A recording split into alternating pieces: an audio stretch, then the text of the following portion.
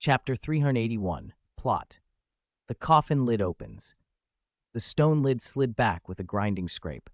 A shaft of raven-dark light fell into the casket and revealed a disturbing sight. A twisted, mummified body lay within, skin taut as parchment over its bones, 4 withered arms crossed over its chest and belly. A pair of broken wing bones jutted from its back, scraps of decayed feather clinging to them.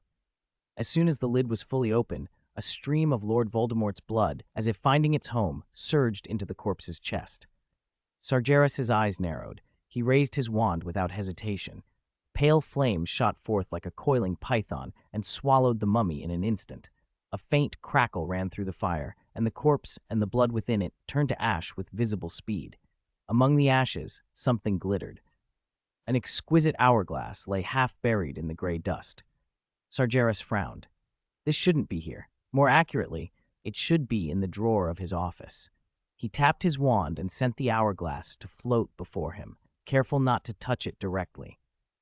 The metal frame was etched with intricate ancient runes. The pale golden sand inside lay motionless, faintly shimmering. For caution's sake, he cast a transparent ward around it and decided to return to Hogwarts to confirm. With the crack of apparition, the crypt dissolved around him and he reappeared in his office. He went straight to the desk and opened the enchanted drawer. His familiar hourglass rested on velvet where it always did. He looked back at the hourglass he'd sealed on the desktop. The two were identical, the same runes, the same filigree. He tested the newly found one with a battery of detection spells. No curses, no hexes, not even the most basic protections. He levitated it onto the desk and reached for the one in his drawer. The instant his fingers brushed the metal frame, space tore. He barely had time to feel the tug before everything around him unspooled. He was ripped out of the office as if swallowed by a vortex. Only the hourglass under the shield remained on the desk, glowing faintly. Little Hangleton. The crypt fell silent again. Seconds after Sargeras disappeared, a small blob of dark red blood oozed from the shadows beneath the coffin lid and began wriggling toward the exit. A short figure, cloaked in black, emerged from behind a pillar. A wrinkled hand reached out and produced a runed glass jar. "I knew you'd set tricks, but I've caught you at last," a sharp whisper said. The blood sensed danger and hurried away, but the runes on the jar flared and a powerful suction drew the liquid into it. The dark red mass lashed against the glass, sloshing uselessly against an invisible barrier. The figure chuckled softly, shook the jar, and murmured, "Two cunning, suspicious fools."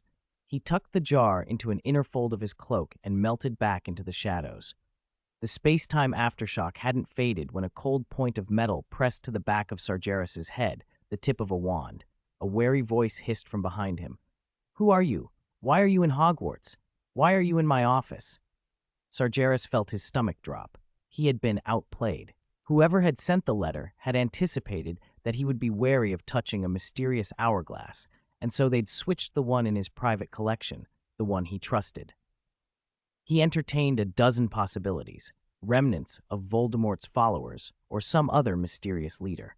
For now, he needed to neutralize the immediate threat. Calmly, he pushed his mind outward with legitimacy and swept through the surface thoughts of the man behind him. What flooded his senses shocked him. The year in the visitor's head read 1454. Europe still bore the scars of the Black Death less than 100 years past. Dark wizards were exploiting the devastation, disguising cruel experiments on villagers as magic research, even seeding new plagues. The church had seized the panic to whip up witch hunts and fatten its coffers. Goblins and giants were stirring, grasping for power and challenging wizarding society. Wizards were squeezed on all sides. "Answer me," the voice snapped, pressing the wand harder. Sargeras did not turn. He cast a silent Petrificus Totalis. There was a dull thump as a body went rigid and collapsed onto the carpet. He turned and saw a middle-aged man in old-fashioned robes lying there, eyes wide, still frozen in the motion of holding his wand. Sargeras pulled back the heavy curtain and peered out. The silhouette of Hogwarts was there, but many features were wrong. The castle's lines simpler, its stone rougher, the forbidden forest beyond thicker, more primeval. The hourglass in his hand had dimmed as if drained. So the trap wasn't meant to kill him. If the other side knew they couldn't defeat him, they had opted to send him back in time instead. He set aside the distraction and took in the office.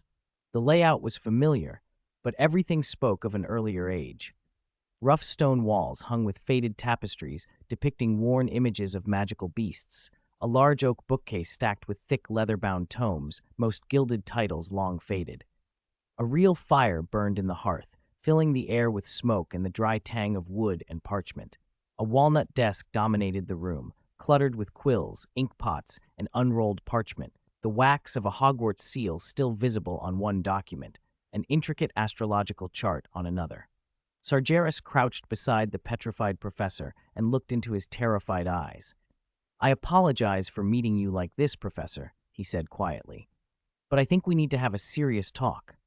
Chapter 382. Exiled? Approaching the other man, Sagres prepared to fully understand his situation. This time he wasn't satisfied with a superficial read. He pushed legilimency to its limit and probed deep into the other's mind. Memories surged up like a tide.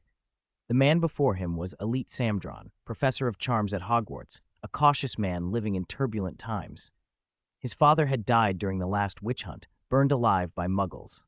His sister had been persecuted by the church for secretly practicing healing magic. Her fate remained unknown.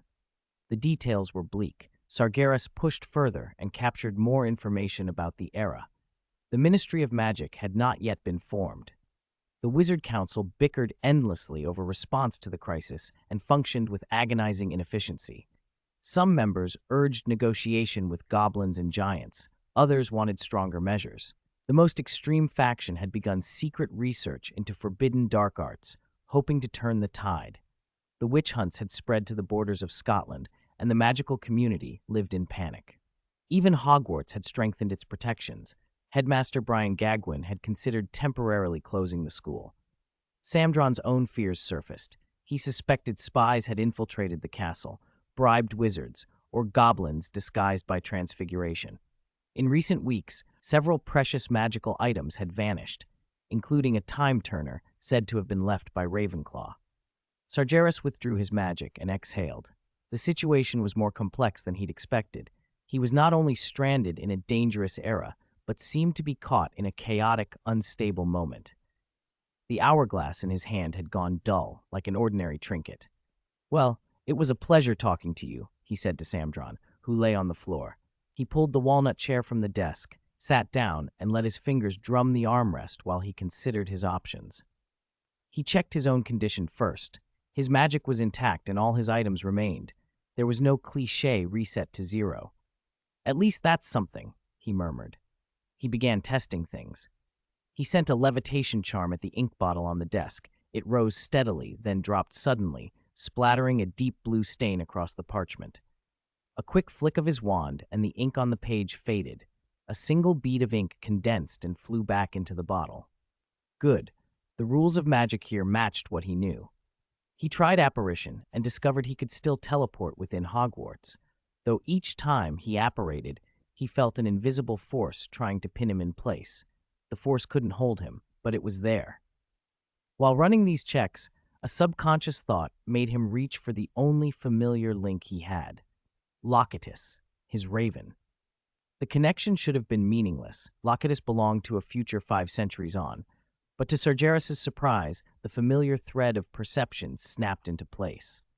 At first, he thought the raven had come with him, but what he saw through Loyalties' eyes was Hogwarts 500 years later.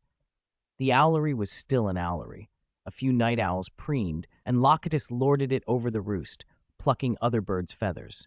Sagres tried to force the raven to move, to make it caw, but the bird's will was like stones sinking in the sea. He could peer through a window into the future, but could not touch it. He forced himself to analyze this. Loyalties had not traveled with him. The connection between them spanned 500 years, and crucially it was one way, vision only. Perhaps time isn't a straight line, he mused, but a complex web. The thought was intriguing, but not urgent. What mattered now was whether his actions in the past could alter that future. He tested it. He cast a disillusionment charm and apparated to the owlery at the top of the tower. The owlery of 500 years ago was primitive, the wood rough, the smell of droppings and grain sharp in the air. a few ancient owls turned their heads warily. Sagres chose a hidden corner and carved a complex rune into the floor, a mark he'd improvised from ancient runes and modern magic so it should be unique. Then he checked Loyalties' vision. The raven still ruled the owlery half a millennium later. Sagres searched the corresponding spot through Loyalties' sight. No carving, just the weathered texture of old wood and ordinary scratches added over time. He tried other experiments, a magical mark on a stone step, a specially minted copper coin tucked into a crack, an almost imperceptible location spell. Through Loyalties' eyes, 500 years later, none of it remained. It was as if whatever he did now was a pebble thrown into a vast river of time. No ripple reached the far bank. Unlike last time, he concluded, frustrated but reasonable, nothing I do here will change the predetermined course of history. There was a strange relief in that realization. He needn't fear accidentally altering the future. But it brought fresh worry. If history could not be changed, what was the point of his being here? Was he simply trapped in exile? He considered the possibility that he simply didn't belong to any one era anymore. As he pondered, several students entered the owlery. One carried a letter stamped with a wax seal. Sagres found chillingly familiar, a coiled snake almost identical to the gaunt family crest he had seen in the future. Perhaps history wasn't utterly immutable. Perhaps some strands echoed through time in subtler ways. That single detail might become a window into how events unfolded after his disappearance, who gained influence at Hogwarts, who was behind the thefts, and whether the trap's architect would ever be revealed. Loyalties suddenly spread his wings and flew out of the owlery toward the castle, as if sensing something. In the rough wooden owlery of the past, Sagres stood quietly in his corner, his gaze probing across centuries. Above Hogwarts, 500 years later, a jet-black raven traced a path through the sky, its eyes the only bridge between two eras. Chapter 383, Completing History? After watching the young wizards leave the owlery and waiting until their footsteps had faded down the spiral staircase, Sagres slipped the letter from the owl, broke the wax seal, and read it carefully. It was nothing more than an ordinary family note. A Slytherin explaining to his parents that, given the recent turbulence, he had decided to stay at Hogwarts for Christmas. "I was worrying for nothing," Sagres murmured, resealed the letter, and sent the owl on its way. Back in his office, he bound Professor Samdron, who had attempted to usurp his post, and tucked him away in a drawer enchanted with an undetectable extension charm. Then he decided to visit the little Hangleton crypt he had been thinking about. He wanted to see if it had existed 500 years ago, and if so, what secrets it had held then. He became the shadow of a raven and flew from the Hogwarts tower toward Little Hangleton. Crossing rolling hills and dense woods, he was surprised by what met him. This was not the graveyard he remembered. Instead, a sizable Muggle village spread among the hills, dozens of thatched cottages with smoke curling from their chimneys. Villagers in coarse linen tended the fields. Children chased a gnarled bamboo root, their laughter carrying on the wind. A rickety fence encircled the place, dilapidated, but still a sign of wariness toward the outside world. The distant chapel stood modest and stone, nothing like the grand building that would rise there centuries later. Sagres landed in a small grove outside the village, cast a strong disillusionment charm on himself, and moved calmly among the cottages, searching for clues about the crypt. Guided by his memory of the later terrain, he found a secluded patch on the village edge, an abandoned kitchen garden overrun with weeds while the surrounding fields remained tended. An ancient beech tree at the corner caught his eye. This tree did not exist in the future. Between the beech's thick roots, almost buried, was a narrow stone entrance. Stone steps sank into the earth, disappearing into darkness. "This is it," he whispered, and let the tip of his wand glow faintly. To his surprise, there were no protective spells on the entrance. It seemed forgotten. He descended cautiously. Damp stone steps gave off a stale, decaying smell. The carvings on the walls were still clear, the structure mostly intact. The bone-deep darkness felt exactly as it would 5 centuries hence. The light from his wand flickered over dust that recorded every footprint he left. The crypt opened wider than he expected, but showed every sign of long abandonment. Cobwebs hung like tattered gauze, and the carved edges had been worn by time. In the center stood a stone coffin, precisely the one he would later see, though now its lid lay propped against the side. Sargeras approached with wand at the ready. When he leaned over, a pair of huge glassy eyes met his. Something twisted lay in the coffin, skin gray-white, crudely stitched, forearms unnaturally crossed over its chest. Its head had no mouth or nose, only those oversized beaded eyes fixed on him. The surprise lasted only an instant before Sargeras noticed the malice in those eyes. He tested legitimacy, but it was like striking stone, not because of powerful defenses, but because there was nothing to read, no mind, no soul. The creature lunged. Sargeras traced a sharp arc with his wand, and a cutting curse sliced cleanly through. The head rolled into the coffin. No bright blood spurted from the neck, only a dark brown viscous fluid that oozed slowly. He moved methodically through the crypt. Under stronger light, he examined every corner and tapped every slab, but found nothing else of interest. Returning to the coffin, he studied the dismembered body more closely. Ragged sutures, mismatched skin tones forced together, muscle tissue in places unnaturally developed, clearly enhanced by magic. Crude flesh magic, he murmured, prodding the remains with his wand. An experiment by a dark wizard, but a clumsy one. The workmanship was rough, the maker inexperienced with forbidden arts. The materials were ordinary biological tissues, nothing rare or precious. Sargeras scanned the crypt again. Aside from this failed creation, there was no useful trace. So close to the church, he mused, wondering briefly whether clerics had been trying to fashion their own notion of angels. He shook the thought off. He waved his wand, and the heavy coffin lid slid back into place, resealing the stone coffin. Then an odd defiance rose in him. 500 years later, that corpse lay in this coffin when he opened it. Had his current actions simply been completing history? No. If his actions would not alter the future, he would at least refuse to be its unwitting agent in this petty way. A small, private rebellion against inevitability. He opened the lid again. Pale fiendfire burst from his wand and licked into the coffin. The flames danced and hungrily consumed the stitched flesh and crude sutures until only ash remained, leaving no trace of the creation behind. Sargeras nodded once, satisfied, and turned to leave. When Sargeras stood once more in the familiar office at Hogwarts, he had already made his decision. He needed to lie low for a while in this chaotic time, and Hogwarts was the perfect hiding place.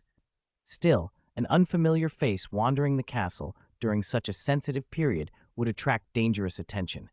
His eyes fell on a drawer beneath the desk, the compartment enchanted with an undetectable extension charm where Professor Elit Samdron now slumbered. If Barty Crouch Jr. could impersonate Moody with polyjuice for so long, Sargeras thought, and pressed his wand to his temple. He closed his eyes and carefully reconstructed every detail he had drawn from Samdron's mind. The early silver at the temples, the shallow scar above the right eyebrow from a childhood branch scrape, the habitual frown when he was explaining something. The tip of his wand glowed silver. He felt his bones shift, the skin of his face softening as if it were wax. In moments, the mirror reflected Samdron's worn features. Sargeras tested the muscles. The slightly worried look came easily. It was perfect. For the next few days, Sargeras led a double life. By day, he was Professor Elit Samdron, the cautious charms teacher in a robe showing a little wear at the cuffs, punctual to every class, polite with colleagues at the staff table. He used legilimency sparingly to catch stray impressions from those around him and constantly refined his disguise. Professor Samdron, your explanation of the levitation charm today was especially clear, a Ravenclaw witch told him after class. Thank you, Melissa, he answered, naming her accurately and adding a shy smile that matched Samdron's manner. A Gryffindor boy bounded up next. Professor, I was always confused about the wand movement and the pronunciation, but your tip, a slight flick of the wrist while enunciating clearly, made the softening charm click for me. Sargeras inclined his head and replied in Samdron's gentle tone, I'm very glad to hear that, Crot. Professor, another student piped up, what you've been teaching lately feels much more practical than before. He pushed his glasses up the bridge of his nose and answered humbly, perhaps the recent circumstances make practical application more important. Students must be able to protect themselves. Inside, he thought, of course you find it practical. Much of what I'm teaching is ahead of your time. Tailoring lessons to fit this era without drawing attention was a constant challenge. At night, he read the magical texts of this age in his office, not to find a way back but out of curiosity. The real Samdron remained tucked in that extended drawer. Sagres fed him nutrient potions and a stupefy at intervals to keep him alive but unconscious. One evening, Transfiguration Professor Martha Kelly called to him in the corridor. "Elite, I heard you checked the castle's protective charms a few days ago. Did you find anything?" Sagres hadn't found that in Samdron's memories, but he kept his face composed and adopted an appropriately worried expression. "Still, under investigation, Martha. Is the school really going to close?" Martha sighed, dropping her voice. "The head plans to discuss temporarily closing the school at next week's staff meeting, if the witch hunt keeps spreading.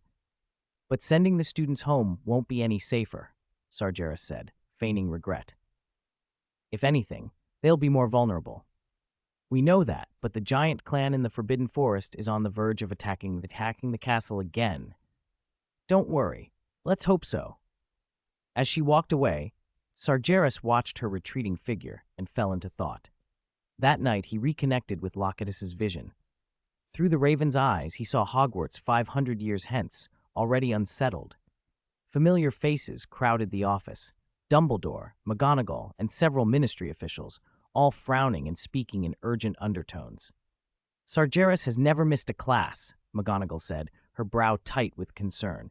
"Even last year, when he caught that terrible cold, he still insisted on teaching." "I knocked on his office door this morning," said another, "and no one answered at 8 o'clock. Dumbledore stood over the desk and picked up an odd hourglass from the clutter.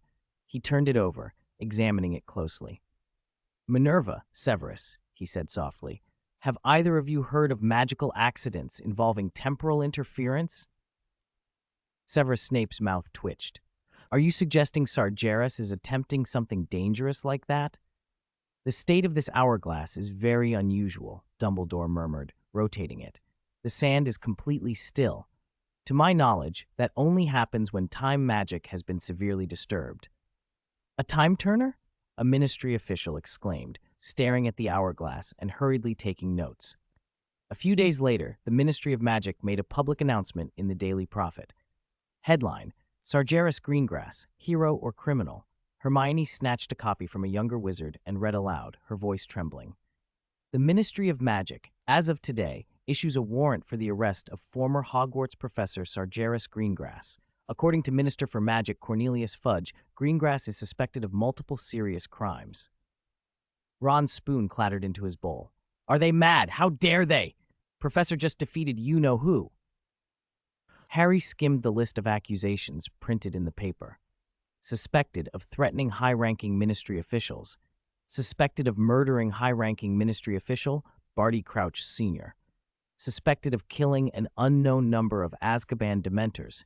Suspected of administering extrajudicial punishment. Suspected of illegal use of a time-turner to travel through time. Suspected of using ancient war magic explicitly forbidden by the International Confederation of Wizards. Refusal to cooperate with the Ministry's investigation. They didn't even mention that he saved Harry. Seamus Finnegan protested from a nearby table. From the Slytherin table came a sneer from Draco Malfoy. "What a bunch of idiots!" "This is ridiculous," Hermione said, trembling with anger. "Someone is manipulating things behind the scenes." She folded the paper and spoke rapidly. "Fudge has always been wary of Dumbledore's influence, and Greengrass's display of power must make him even more uneasy." Ron frowned. "But these charges, most of them are baseless or hinged on questionable interpretation," Hermione snapped. "Take the so-called murdering Dementors. We all saw what happened. Professor was protecting the students, and the time-turner." She stopped and went pale. "Unless Professor really is experimenting with time travel, maybe that's why he's been missing." "Time travel?" Ron's eyes widened. "Is it really possible?" Hermione pulled a thick book from her satchel. "Time travel can't be used for long. There are examples in Hogwarts, a history. Wizards have been trapped in the past for long stretches due to time travel. In one case, a wizard tried to go back to save his dead wife and ended up staying there for ages, then died of old age within minutes of returning to the present. In the end, what? Harry asked urgently. Hermione's voice dropped to a whisper, the fear obvious in it. The book says he never really returned. He returned in body only to die almost at once. This is really not right. Hermione bit her lip. Even if a professor had to leave, they'd arrange a substitute ahead of time. Ron took a sip of pumpkin juice and muttered, maybe the professor had a sudden emergency and had to leave temporarily? At a time like this? Harry said, concerned. Voldemort was only just defeated, Moody was only found a few days ago, and the second task of the Triwizard Tournament is about to begin. I don't understand why the Ministry would do this. Ron set his cup down and frowned. If the professor really can't come back, he glanced guiltily at Harry and Hermione. I mean, if he could come back, how could they do this? And if he can't, then why bother issuing a warrant at all? To reassert the Ministry's authority, of course, Hermione said matter-of-factly. Everyone knows the professor's power is enormous. The Ministry wants to use this to shore up its reputation, though their method is clumsy. At that moment, Professor McGonagall walked briskly into the Great Hall with a stern expression. She announced that all dueling classes and advanced charms theory and practice for the week were temporarily canceled. The news caused an immediate uproar. Hogwarts students were outraged, and even visiting students from other schools looked bewildered. Across town, in a sumptuous office at the Ministry of Magic, Fudge, resplendent in fine robes, sat reading the paper with a pleased smile. He tapped the black headline with his alchemical prosthetic hand and said to Dolores Umbridge, who stood opposite him, "It's time to make it clear that no one is above the law, not even so-called heroes." Umbridge smiled, a little too eagerly. Then the smile slipped. "Minister, many people are already questioning." "Let them question," Fudge said smugly. "There's no evidence left, and Dumbledore himself claimed it was time travel. Ha ha! Who would have thought it would come to this? It's simply marvelous." The next day, Umbridge arrived in the Great Hall in a pink wool cardigan and her signature bow. "I have been commissioned by the Ministry of Magic," she announced in her cloyingly sweet voice, "to take over Hogwarts's advanced charms theory and practice classes during Professor Greengrass's absence. I will also serve as safety consultant for the Triwizard Tournament to ensure all procedures comply with regulations." Her first class sparked a near riot. "Put away your wands," Umbridge said from the podium, her smile fixed. "According to the Ministry's newly enacted Educational Decree No. 23, practical magic requires strict approval before it may proceed. This semester, we will concentrate on the history of charms theory." Draco Malfoy narrowed his eyes. "Only theory? How are we supposed to cope with next year's exams? The practical part is 70% of the OWL score." Umbridge's smile did not change. "Master the theory and the practical will follow. Also, Slytherin, 10 points. 10 points, Malfoy blinked. "Why?" "For contradicting a professor," Umbridge said sweetly, and turned to write Chapter 1, Standardized Pronunciation of Spells on the board. "Today we will learn standardized pronunciation of spells," she said, pointing her wand at the board.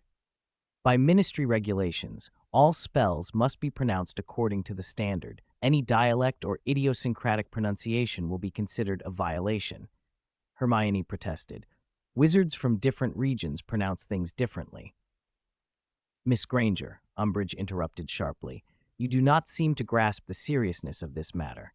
Non-standard pronunciation can cause extremely dangerous magical accidents, which the Ministry cannot tolerate. Gryffindor, 10 points. Also, address me as Professor." After class, the corridors buzzed with angry students. "This is a total waste of time," someone hissed. For once, Draco agreed with pupils from other houses. "My father didn't send me here to learn this rubbish."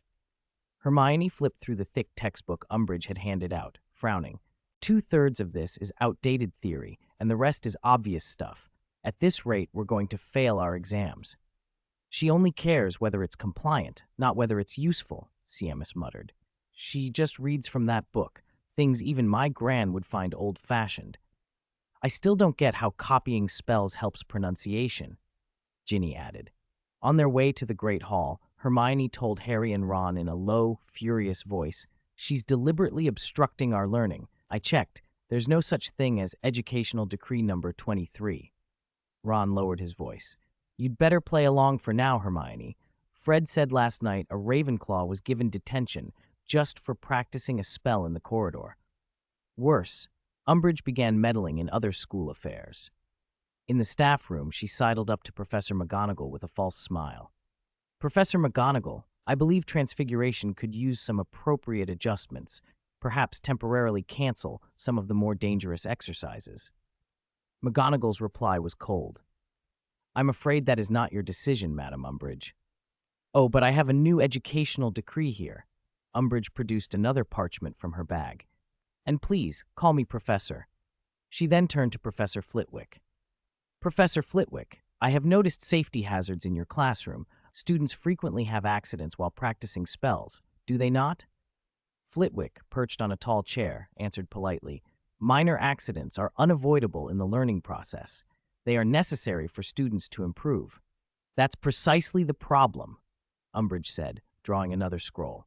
According to Educational Decree Number 28, all charms practicals must prioritize safety. I propose, she paused for dramatic effect, no wands in class. The staff room fell silent. Professor Sprout's teacup clattered to its saucer. McGonagall's mouth thinned. No wands? Flitwick's voice trembled.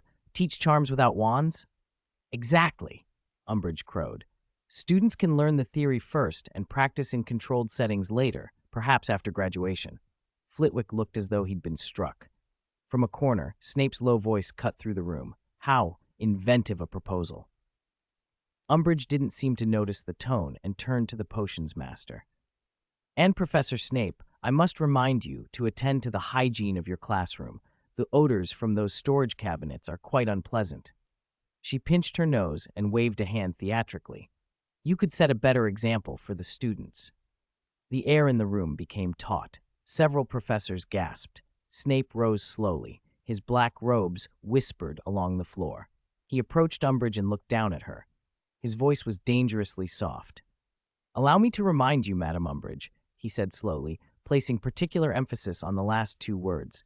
My storage cabinets contain over 100 poisonous substances, each capable of turning your pink ensemble into appropriate funeral attire within 10 minutes. You dare, Umbridge sputtered.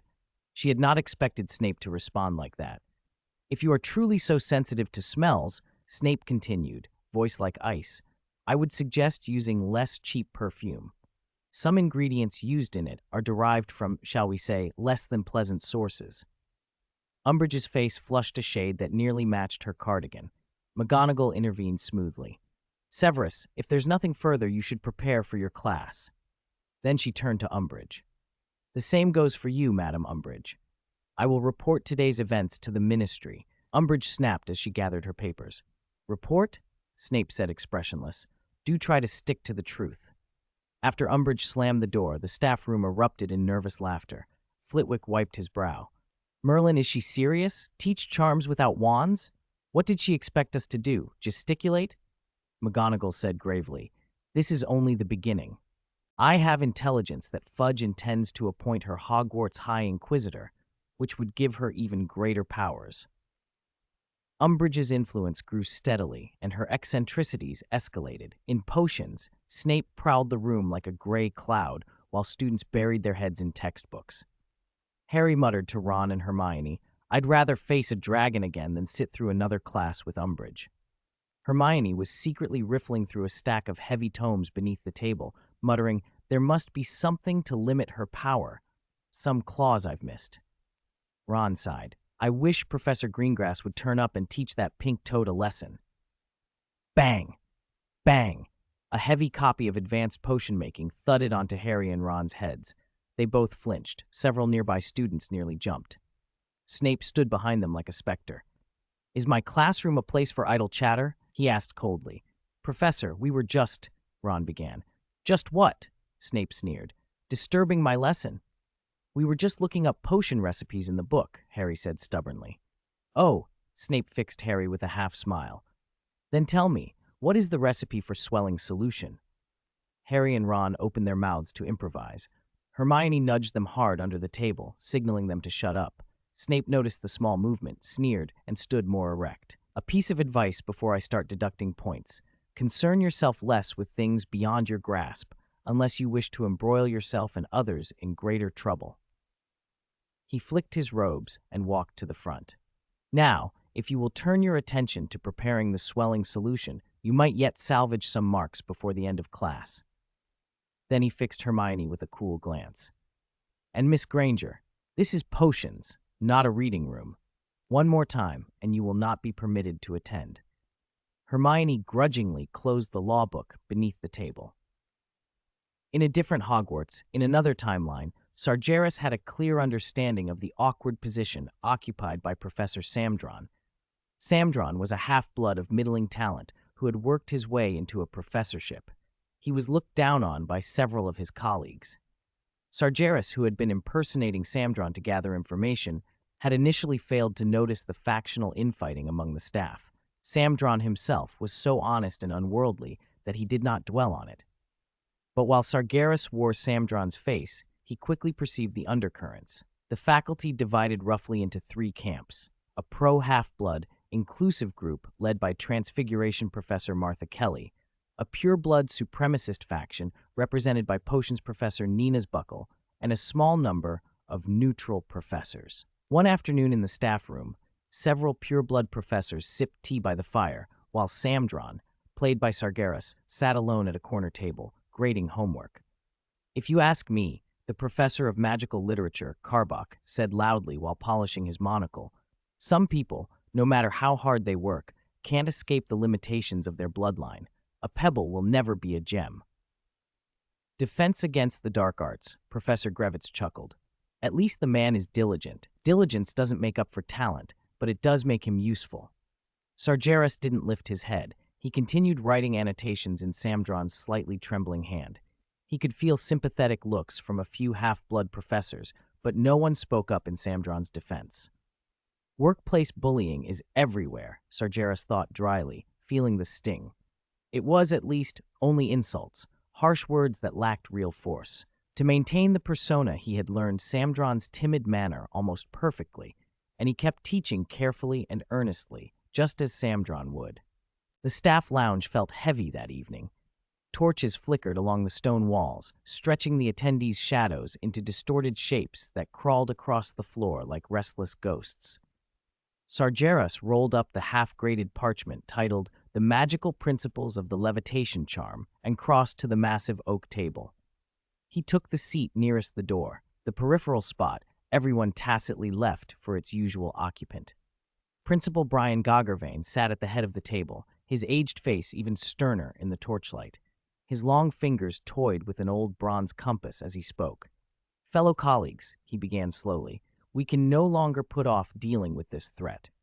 His voice was low and steady. After purifying 3 villages in the north, the church's witch-hunting teams are moving toward us. At the same time, the giant tribes deep in the Forbidden Forest have ended their internal strife.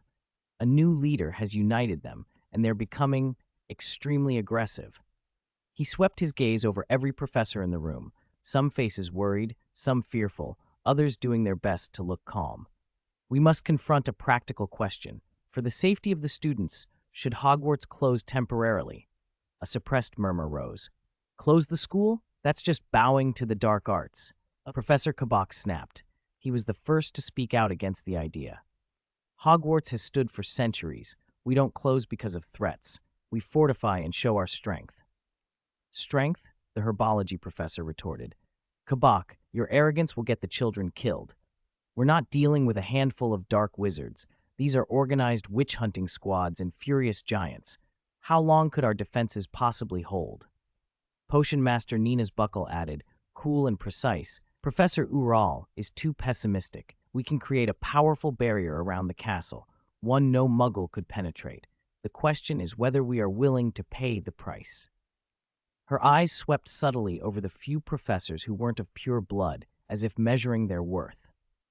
The argument widened, with people staking out positions and neither side budging. Neutral professors remained silent, brows knitted. When the debate stalled, Principal Goggervane turned to each person calmly, asking opinions around the table. Finally, he looked toward the end of the long table, as if seeking balance, or perhaps politeness. Elliot, what do you think? You are always so meticulous. Every eye swung to Sagres. The glance from the purebloods like Kabak and Nina's was openly condescending, as if asking, what insight could you possibly offer? The half-bloods, like Martha Kelly, offered a faint, sympathetic shrug that read more like indifference. Sagres inhaled. He knew the real Samdrin would be stumbling nervously, but he couldn't fake that. Whenever he tried to stammer, it made him want to laugh. So he leaned forward and used Samdrin's uncertain, humble tone. Principal, professors, I believe closing the school should be the last resort, not the first, he began. Hogwarts is not just a castle, it is a sanctuary and a hope for young wizards. If we close, the students will be scattered and more vulnerable. We could activate the old defensive magics and organize the older students and all the staff to build multi-layered defenses. A cold laugh cut him off. What a touching academic proposal, Kabak sneered, lowering his monocle. Samdrin, are you suggesting we hide in holes like goblins and lock the children up? Those defensive magics from dusty manuscripts are likely less reliable than your own spell work. Nina's Buckle's voice was like cold silk as she intervened.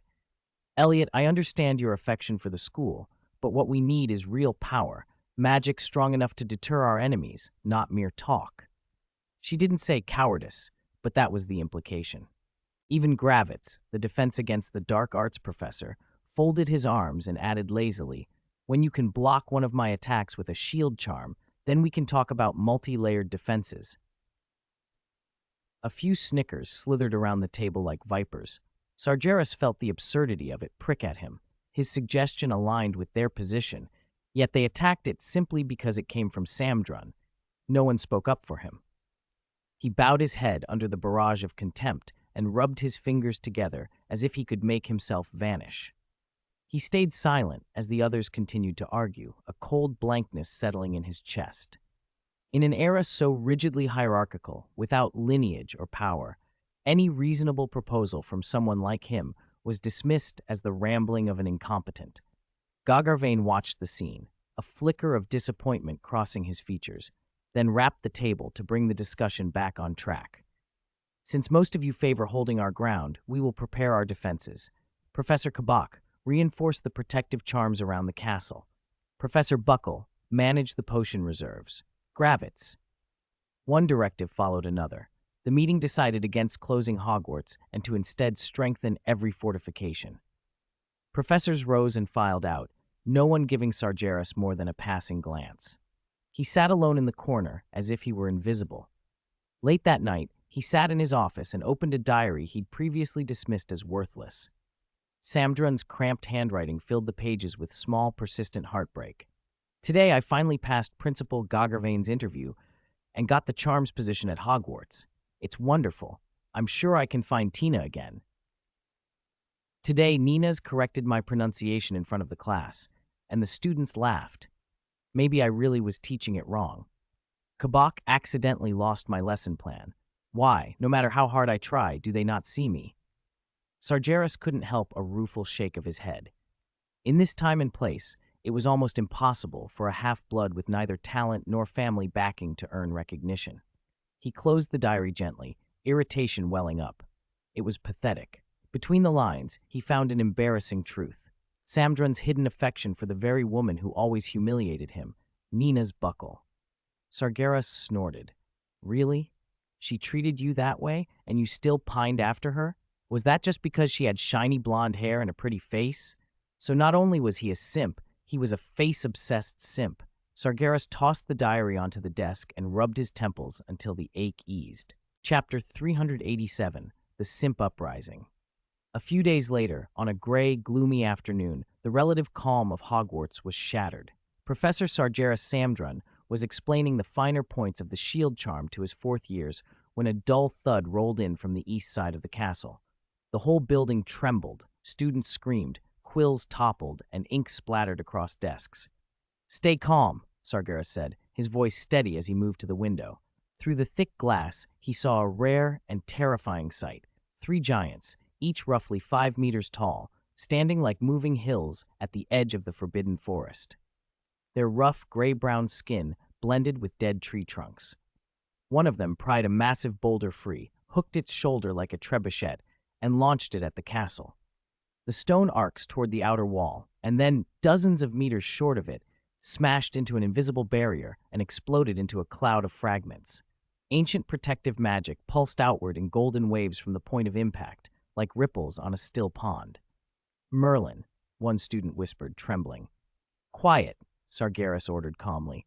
"Continue the lesson." His composure spread through the classroom. The students quieted and slid back into their seats.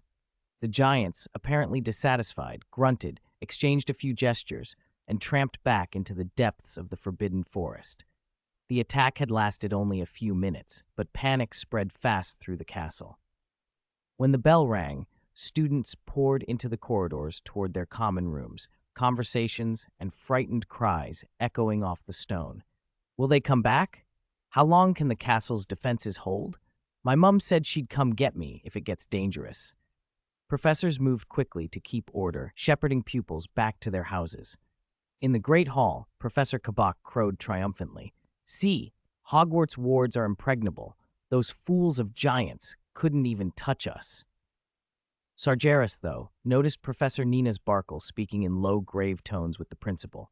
From her lip movements, he guessed she was worrying aloud about whether their reserves would hold up in a prolonged siege. That evening, the emergency faculty meeting was somber. This was a probe, Professor Kelly said, indicating damage reports from the east side. Their next strike will be stronger. Kabak waved the papers away. "Our protection's held, if we keep reinforcing them." "And then what?" Kelly cut in. "Wait for them to bring more giants? For witch hunters to join them?" "We should consider a temporary closure," Professor Ural suggested. "Bowbuttons has already stopped teaching, last I heard." "They always panic," Barkle sniffed. "They're weak." "Durmstrang hasn't closed either," another voice added. Sargeras sat quiet in the corner, watching. Underneath the practical arguments, the crisis was exposing older rifts among the staff. The next day, in charms, Samdrun demonstrated a revised gesture for the shield charm. He'd trimmed redundant movements to make the spell faster and more efficient, an improvement that had stood up in centuries of practice. "Mind the wrist," he told the class. "Too large a sweep disperses the magic. Too small, and the weave won't form." The classroom door burst open. Nina Barkle filled the doorway in a silver-white robe, her golden hair smoothed back into its usual severe bun, an expression of superior disapproval on her face. "Excuse me, Professor Samdrun." Her voice was flat, cold. "I happened to be passing and could not help but notice that the gesture you just demonstrated has serious flaws." She strode into the room uninvited and addressed the students. "The standard textbook, page 147, states plainly that this charm requires a full arm swing. Your abbreviated method will cost students marks in exams." A stunned silence fell. The students had come to expect Barkle's public reprimands of Samdrun. He usually simply bowed and accepted them. But Samdrun did not lower his eyes. Teaching was one thing he would not surrender. "Thank you for your concern, Professor Barkle," he said mildly. "However, this is my class. Please leave." Barkle froze, clearly not expecting such a blunt rebuke. "I know this is your class," she snapped, "but the curriculum matters." "The curriculum describes casting methods from 300 years ago," Samdrun interrupted, calm but firm. "Magic changes. The variation I demonstrated reduces mana consumption and nearly doubles casting speed." He turned to the students. "Has anyone read The 5 Great Exceptions to Standard Spells in a History of Magic Development?" A Ravenclaw raised her hand. "You mean Gamp's theory of gesture optimization from 1412? "Exactly," Samdrun said, then looked back at Barkle. "Some of your references may need updating." Barkle's face flushed from white to beet red. She opened her mouth to retort, then faltered, disbelief and anger warring across her features. How dare you alter the teaching content privately?" she stammered. "Because the truth is on my side," Samdrun said, chin lifted. "If you're interested in the latest developments in charms, I'd be happy to recommend some authoritative works, if you can spare the time to look past those outdated textbooks." A few suppressed gasps rippled through the class. The sight of Professor Samdrun publicly besting Professor Barkle was unprecedented. Surprise, anger, and a flicker of panic crossed Barkle's face. She glared at Samdrun, turned on her heel, and left without another word. The door slammed shut behind her. When the room finally settled, Samdrum picked up his wand as if nothing else had happened. "Let's continue," he said simply. "We were talking about the optimal angle for wrist rotation." Chapter 388, Giant Sieges the City. At dusk, a few days later, as the last rays of the setting sun swept across the spires of Hogwarts, Sagres had just finished a class on the application of protective spells. Suddenly, a dull roar came from outside the castle. At first, it sounded like distant thunder, the muffled thud of boulders striking stone. Then a harsh metallic scraping tore through the air, as if some giant beast were clawing at an invisible barrier. The whole castle trembled, torches flickered, and dust sifted from the ceilings. The students went pale, but they tried to stay calm, no longer panicking as they had before. Sagres walked to the window. The sight made his brow tighten. 12 giants stood at the edge of the forbidden forest, 4 times the number from the last attack. They kept their distance and hurled massive stones at the castle's protective wards. Their rough skin was marked with crude runes painted in ochre and fresh blood. The lead giant was enormous, more than 7 meters tall, a walking fortress. He wore a necklace of hippogriff skulls and thick metal plates on his chest and shoulders, engraved with protective sigils. Most alarming was the weapon in his hand, a huge spiked club, forged from a dark metal, its shaft etched with ancient runes that pulsed with a faint blue light. "This is different," Sagres murmured. The leader bellowed and advanced. Each heavy step made the ground shudder. When he stepped into the castle's protective range, a golden barrier flared into life around Hogwarts. The leader struck the shield without hesitation. The runes along his club ignited, running like countless awakened vipers across the metal. Boom. When the club struck the barrier, it didn't spark. It sent out concentric ripples of distorted black energy. Sagres watched as those ripples spread across the shield like venom through clear water. The golden barrier dimmed, and hairline cracks spidered across its surface. "Everyone, to the underground classrooms. Now!" Sagres ordered briskly, then moved toward where the wards were failing. Outside the classroom he had just left, a crisp sound like shattering glass rang out. The golden ward that had protected Hogwarts for centuries collapsed under the giant leader's final blow, disintegrating into golden dust that drifted upward. Professors' shouts echoed through the corridors. The other giants hurled boulders into the castle. Stones slammed against the ancient walls and tore gaping holes. "The protective magic's breached," someone cried. On the lawn, Kabak waved his wand, face ashen, desperately trying to mend the defenses. Every time he sealed one crack, another opened under fresh blows. Chaos erupted inside. Terrified screams and ringing shouts filled the corridors as the giants roared in triumph and surged toward the breach. Their heavy steps closed the distance. Their massive clubs crushed everything in their paths. Stone statues, railings, even trees were uprooted by their brute force. The professors cast spell after spell, and colorful arcs of magic braided through the night sky. But the giants' hides seemed astonishingly resistant. Most charms glanced off or only sparked without slowing them. Gravits roared and unleashed a dazzling bolt of bright yellow lightning that struck a giant squarely in the chest. With a boom, the spell left only a scorched mark on the giant's iron armor. The giant grinned and stepped forward, swinging his club. Gravits cast an acceleration charm to dodge, but a whistling boulder was already upon him. With a sickening crack, the sound of breaking bone, the experienced defense against the dark arts professor was torn apart, instantly reduced to a bloody ruin. "What is happening?" the herbology professor cried. She had conjured thorny vines that coiled around 2 giants' legs, but the thorns left only a few shallow white scratches on their leathery skin. Where did they get these weapons and armor? There was no time to answer. The professors kept their wands moving, forming translucent barriers that flickered up in front of each giant blow, barely deflecting fatal strikes. "We can't hold them. Get the students out of the school," someone shouted. Before any evacuation plan could be completed, the giant leader broke through the line. With a shriek that split the air, his runic club came down. Crack! Sagres suddenly stepped between the giant and the breach, his black robe whipping in the wind, moonlight outlining a silver edge around him. He raised his wand without hesitation. A pure white radiance burst from its tip. The runes on the spiked club flared and then began to glow red-hot, as if scorched by an invisible furnace. Sargeras slashed his wand.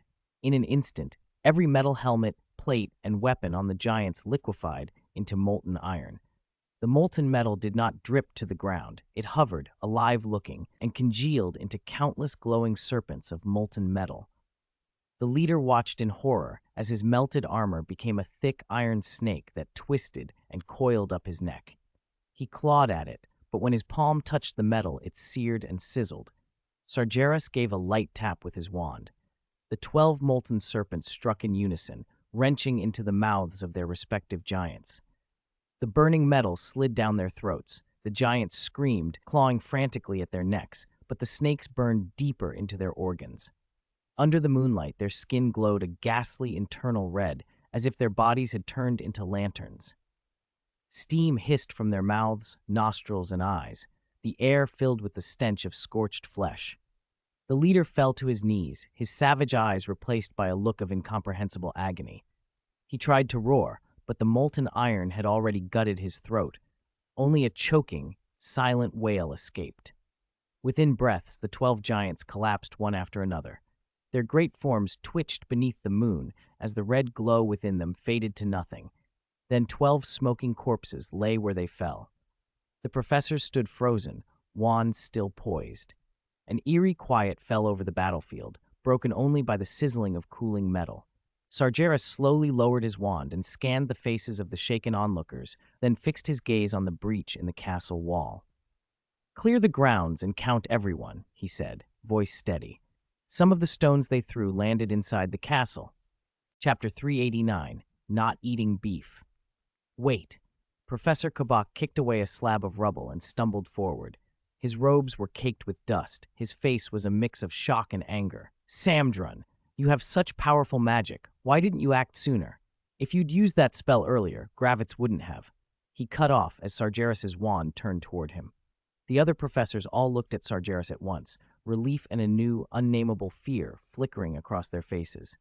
Sargeras met Kabak's glare and said evenly, "I am a professor. My duty is to protect students, not to save colleagues." "Shut up," Kabak flailed, agitated. "You clearly could have." Bang! A flash of red light struck him mid-sentence. He flew backward from an expulso and hit the debris in a heap, unconscious.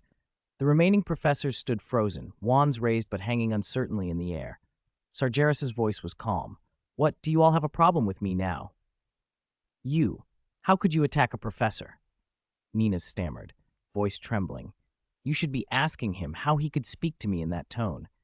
He swept his gaze over the group. Everyone took an involuntary step back. "Professor Gravitz's sacrifice is heartbreaking, but the most important thing now is to make sure no one else dies." Sargeras kept his voice level. "Put down your wands." Then he vanished. Sargeras fell like a dark shadow of a raven through the trees and dove into the forbidden forest, tracking the giant's footprints. Moonlight slanted through the canopy, throwing a lattice of shadows over the bed of rotting leaves. He passed a phosphorescent stream and began to notice crude totem poles carved with runes that matched the markings on the giant's weapons. Deeper in, sulfur and the metallic tang of molten ore filled the air. A clearing had been forced open, and there lay the giant's camp, if it could be called that. It was more a primitive forge. Huge furnaces belched black smoke, the ground scattered with metal fragments and slag. What stopped Sargeras cold were the tools. They were not built for towering hands.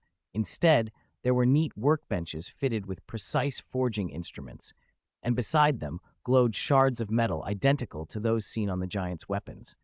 Giants had never been a people of fine craftsmanship. These pieces had another origin. A heavy rhythm of footsteps rang out. Several tall giants drifted back toward the camp, dejected, angrily toppling a few smoldering forges and roaring at the emptiness. Sargeras' attention fixed on a younger giant lagging at the end of the line. The youth slunk into a cave at the edge of the camp, slipping past hides and hanging furs. Inside, he tore off a fresh bone, let out a low, sullen sound, and began chewing. Sargeras masked himself with a disillusionment charm and followed like a shadow. The cave stank of musk and smoke.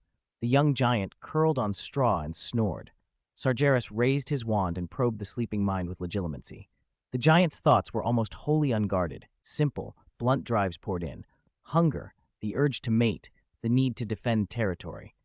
In that crude inner world, humans were nothing but walking, delicious meat, and Hogwarts was a stone nest stuffed with fresh meat skewers. Among those raw instincts, a discordant memory stood out. Around a bonfire, a creature with long, nimble fingers and pointed ears whispered hoarsely, "The wizards stole your prey. They keep enough fresh meat in the castle to last the winter." The scene shifted. Another group of those same creatures worked at the forge, hands quick and deft against the metal. They were crafting armor and weapons, gifts for the giants, and in return the giants were giving them a sacred relic called the Starfall Iron Jaw. Sargeras's vision sank deeper. He saw the true form of that relic, a vast, dark mass of metal, heavy and pitted with curious holes and rippling textures, as if a slice of the night sky had been made solid. In the giants' myths, it had fallen from the heavens like a star and became their most treasured sacred object. Every newborn giant was brought to touch it, so the tribe believed they might receive the sky's power. Of course, goblins. Sargeras let his magic slip away, a cold light hardening his eyes. Those cunning craftsmen had fanned the giants' hatred for Hogwarts and had swindled them out of their most sacred thing. The giants could not grasp the conspiracy behind the exchange. To their simple minds, the weapons were a means to reclaim prey and punish the stone nest full of meat. Outside, the giants still rampaged through the ruined camp, uneasy over the lost relic and the hunting party that never returned, unable to name the source of their dread. Sargeras slipped from the cave and lifted his face to the sky, its patchwork of leaves and moonlight. For the moment, he set the goblins' deception aside. These exploited, enraged giants had become a direct threat to Hogwarts and could not be left alive. Slowly, he raised his wand. A pinprick of red sparked in the night and flared into being, at first no brighter than a match, then roaring to life with a blazing tail. It tore across the sky, a streak of fire that became a falling star. The giants felt it, an omen of annihilation. Their destruction sent the camp into a terrified silence. They stopped smashing and looked up, roaring in a frenzy that was half prayer, half panic. Some flung themselves to the ground. Others simply lifted their arms as if they could ward off the sky's judgment. The meteor struck the camp dead center. There was no sudden explosion, so much as a colossal, bone-deep roar, as if the earth itself had been ground into pain. The impact opened into a white, searing core that devoured everything nearby. A shockwave rolled outward like a merciless hand, flattening giant and furnace, totem and workbench alike, leaving nothing but a blackened void. The light from the strike turned the forbidden forest as bright as day for a moment. The blast lifted clumps of earth and sent them flying like waves. When the glare finally faded and the roaring ebbed, only a charred crater remained, its edges vitrified and glassy, clear evidence that this place had been judged by the stars. Sargeras stood at the edge and watched the steam rise from the wreckage. He whispered into the cold air, "Next, the goblins."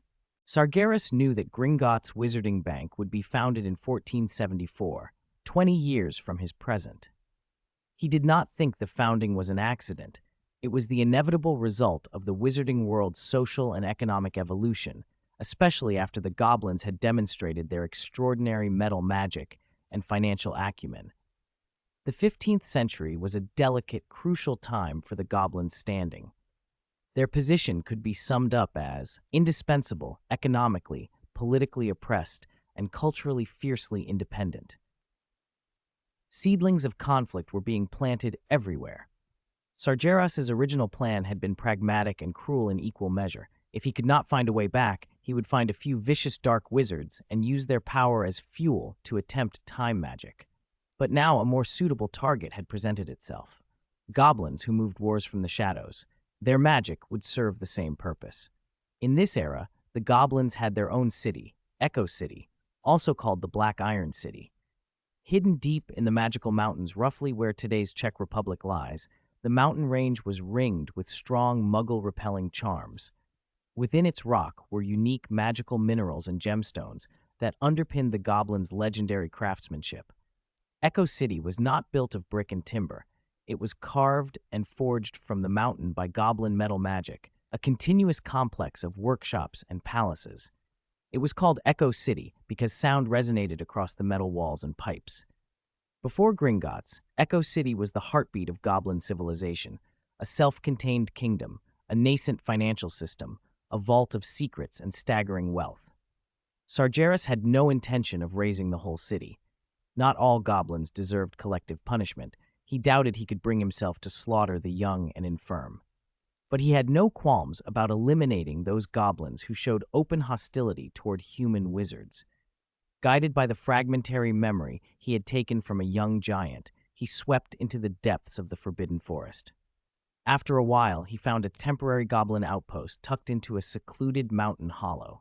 It was small, more a satellite camp and resource depot than a settlement. But what Sargeras saw inside was brutal and shocking. Several bonfires burned with eerie blue flames, casting strange light across the hollow. More than a dozen squat goblins bustled about, their pointed ears, long fingers, and greed-filled eyes unmistakable. At the edge of the outpost, cages of crude, twisted metal held trembling bowtruckles huddled in fear. The tiny green creatures emitted soft whimpers as the blue firelight glinted off the bars. Bowtruckles were born to find and open magical locks. To the goblins, they were reusable master keys, prized contraband. Nearby, a sturdy iron cage etched with runes to dampen magic confined two vila. Their once beautiful faces were hollow with terror and exhaustion, silver hair dulled, feathered robes stained. They huddled together, trembling, eyes full of longing for freedom. Goblin guards cast lascivious, calculating glances their way, already imagining the prices they might fetch. A powerful adult centaur stood bound to a stone pillar, with thick chains inlaid with suppressing runes. His upper body bore abrasions, and a clear whip mark scarred the flank of his horse half where dark blood had clotted. Even so, he held his head high, coals of fury burning in his eyes, snorting and roaring threats at approaching goblins. The most terrible sight was on a stone slab.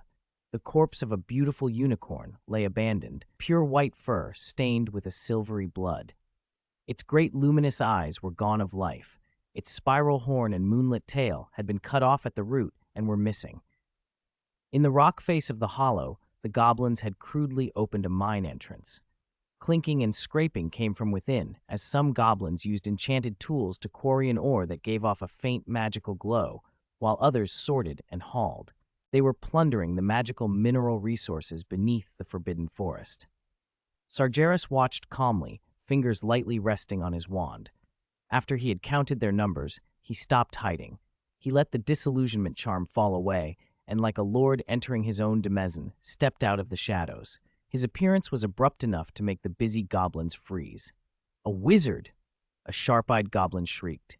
Instantly, every workshop sound died. Goblins turned, eyes flaring with greed and alarm. "Catch him! Take his wand!" the apparent leader barked, brandishing a chisel. Several goblins snapped up crude blades and rushed to surround Sargeras. He did not look at them. He shifted the wand in his hand, and the earth at their feet seemed to come alive. Countless giant hands of soil and stone erupted from the ground, seizing ankle and calf in iron grips. The strength was terrible. The goblins could struggle until they sank deeper, but could not break free. Those who hacked at the earthen hands found their blades ineffective. Those who tried spells had their magic bled away by the runic suppression holding the hands. Panic rose in shrieks as if they stood upon a living quagmire. A few of the quickest goblins tried to apparate. Sargeras cut them off with a single spatial anchor. The distortion of space dissolved as if striking an invisible wall. The goblins attempting to disappear screamed and fell from midair, landing dazed on the ground. One of the faster ones was flung backwards, skidding on his back, his face twisted in terror. Despair crept into the remaining goblins' eyes. Sargeras ignored their curses and pleas and walked up to the leader who had first shouted. The goblin lunged with a cheap dagger set with glassy stones, but the blade stopped inches from Sargeras's throat, halted by an invisible barrier he had conjured, unable to advance an inch. Chapter 391, Absorbing Magic Power. Ignoring the goblin's terrified gaze and frantic struggles, Sargeras tapped his wand to its forehead. Legilimency flared to life. The goblin's frantic mental resistance meant nothing. Sargeras forced his way through its memories. A goblin's mind was far more tangled than a giant's, all sharp edges, avarice for wealth, and shards of metal forging lore. He skimmed past the useless fragments, searching for the location of the City of Echoes, its defenses, and why the goblins were stirring conflict between giants and wizards. He found all that, and more. In the vision, several cloaked goblins exchanged glowing magical items with men dressed like clergy. Elsewhere, the silhouette of Durmstrang flickered in a snowstorm, while goblin emissaries worked covertly around it, spreading rumors and stirring trouble. The old school of magic had already been pushed into crisis by their machinations. Heh, Sargeras sneered inwardly. He had expected a simple conflict over resources, not such a wide reach. He distinctly remembered there had been no goblin rebellion in the 15th century, but that anomaly could wait. Returning his attention to the creature beneath his wand, he said flatly, "In return for helping you cleanse your sins, I require suitable compensation." The wand at the goblin's forehead gleamed. The creature's eyes bulged. "No! What are you doing?" it shrieked, convulsing. Threads of silver light, strands of its magic, were pulled from its body like nerves being torn free, flowing into Sargeras through the wand. The goblin withered visibly. Its skin lost luster, its gaze went blank, and it finally collapsed into the mud, breathing shallowly but nearly spent. "Demon, you, power-stealing demon! The Stone King will not forgive this. Please, spare us. We'll give you all our treasures." The cries, curses, and promises meant nothing. Sargeras moved mechanically from one trapped goblin to the next, harvesting their power. Their magic was different from a wizard's, more active, more volatile, and though each yielded less total energy than an adult wizard, it was useful. One by one, the goblins were drained into helpless husks. The bowtruckles, huddled near their cage, forgot to make a sound. The Vila clung to each other, watching the black-robed wizard like a grim reaper. The bound centaur stopped struggling, his rage replaced by stunned scrutiny. Only the goblin's weakening wails and Sargeras's steady footsteps filled the camp. His goal was practical: gather the resources he needed for the journey ahead and clean up a problem while he was at it. When the last goblin slumped into the mud, spent and motionless, Sargeras paused and concentrated, feeling the energy gather inside him. Goblin magic was unique, sharp and bristling, but the total yield— "Not enough," he muttered, eyes sweeping over the drained goblins. He'd need more fuel, dark wizards or more goblins. The church's witch-hunting squads likely included suitable targets. Captured dark wizards and clerics would be perfect for resource recycling. He moved next to the imprisoned magical creatures. There was no reason the innocent should suffer. At the metal cage holding the bowtruckles, he tapped his wand once. The thin woven bars fell apart. The small creatures recoiled and huddled, too frightened to emerge. "You're free. Go," he said flatly, and flicked his wand to dispel the weak binds. After a long moment's hesitation, curiosity and the need for freedom overcame their fear. The bowtruckles scurried into the darkness of the camp. The runic iron cage that held the Vila yielded to a quiet Alohomora and a twist of magic. The heavy bars bent open as if softened. Two Vila supported one another as they stepped onto the ground, their beautiful faces showing gratitude, fear, and the dazed relief of survivors. "Head southeast to get out of the Forbidden Forest," Sargeras told them. "To return to Bulgaria, you'll need to cross the strait, and then a range of mountains. I advise you to go to London and seek the magical council's help." They inclined their heads in thanks, evidently wanting to speak, but finding no words. They supported each other and left, their wings ragged, but wings nevertheless. At the centaur's chains, Sargeras flicked his wand. The thick, rune-glowing links snapped like rotten vines. The centaur shook his mane, rolled his shoulders, and fixed him with a deep, hoarse gaze. "Powerful wizard," he said, voice low, "your strength is as unfathomable as the stars, yet your deeds are as cold as winter. You freed us, but you drained the light of life from those goblins. What do you intend?" Sargeras met the centaur's eyes without flinching. "My purpose is none of your concern. If you do not wish to depart, I can end your life." The centaur was silent for several heartbeats, apparently taken aback by the bluntness, then replied, "No matter where your path leads, you granted me freedom this night. The Forbidden Forest will remember that debt. Beware, Wizard, you walk into dangerous mire. Goblin's vengefulness is only matched by their skill at forging." With that he turned and, with 4 powerful strides, galloped into the trees. Sargeras did not watch him go. He went instead to stand over the ripped, tattered corpse of the unicorn, studying the wounds and the spilled, darkened magic residue that marked its death. 392, Chapter Witch Hunter Team. Sargeras stood motionless, watching the unicorn's headless, tailless corpse for a long moment, his eyes blank and unreadable. He did not linger.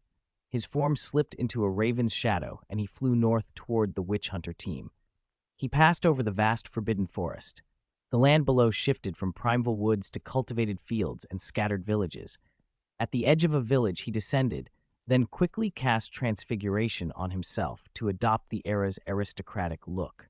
He wore a well-made but restrained dark travel suit and a decorative rapier at his hip, appearing as a young gentleman out for a walk. He stopped an old farmer working with a hoe and, with a courteous but composed tone, asked, "Farmer, the church's team passed through here not long ago, didn't they? Do you know which way they went?" The farmer, seeing his clothes, bowed hurriedly. "Yes, sir. The men of the Holy Hunt were here. They took a girl from our village, said she was a witch, and one of the purifying fire knights slew a monster that came out of the woods, like a wolf and a man together. He was very brave, sir." The Holy Hunt was a group formed by the church's zealots and allied nobles, fanatics who used witch hunts to seize land, wealth, and influence. Many wizards sided with the church, turning on their own. The purifying fire knights were the church's armed force. Noble second sons and fallen knights armed with goblin-made silver weapons coated in crude anti-magic layers, used as the tip of the spear in witch hunts. The common folk, manipulated by the church's rhetoric that reporting wizards is a sacred duty and rumors that wizards bring disaster, became instruments in their own oppression. Trust broke down. Misfortune could be blamed on the suspicious recluse next door. Satisfied, Sargeras dropped a silver coin into the farmer's palm, ignored the profuse thanks, and followed the direction given.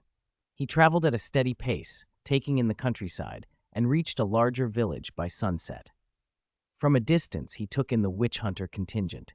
It was bigger than he had expected. At its core were several clerics in ornate black robes, arrogant, self-assured men, flanked by more than a dozen purifying fire knights in bright armor and white cloaks embroidered with flame sigils. These knights had sharp eyes and moved with the discipline of well-trained elites. Dozens of peasant attendants carried crude weapons and shepherded the prisoners. The prisoners were a grim sight, 7 or 8 men and women chained together with rough iron links. There were vacant-eyed elders, trembling children, and a few defiant youths. Their rags and scars told of hardship. One figure among them drew Sargeras' attention more than the rest, a bent old man wearing a heavy wooden cane.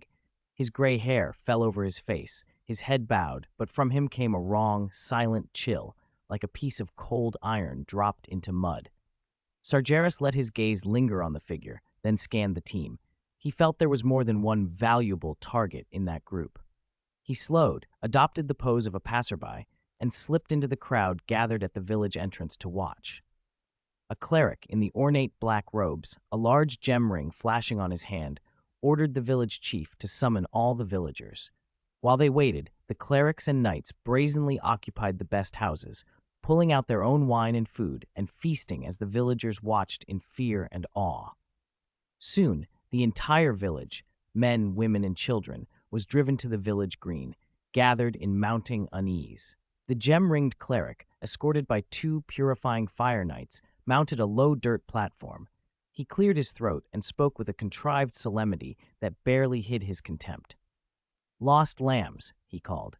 "Do you know why the glory of the Holy Hunt and the purifying fire knights has come to your remote land?" He swept his gaze over the frightened faces and continued in an inflaming tone. "Darkness is spreading. Recently, a village infiltrated by the evil Withering Society became a testing ground for a new plague created by those wizard demons." A low gasp ran through the crowd. A poor villager, infected by that vile plague, fled all the way to Salisbury Cathedral, seeking the protection of my lord. His voice rose.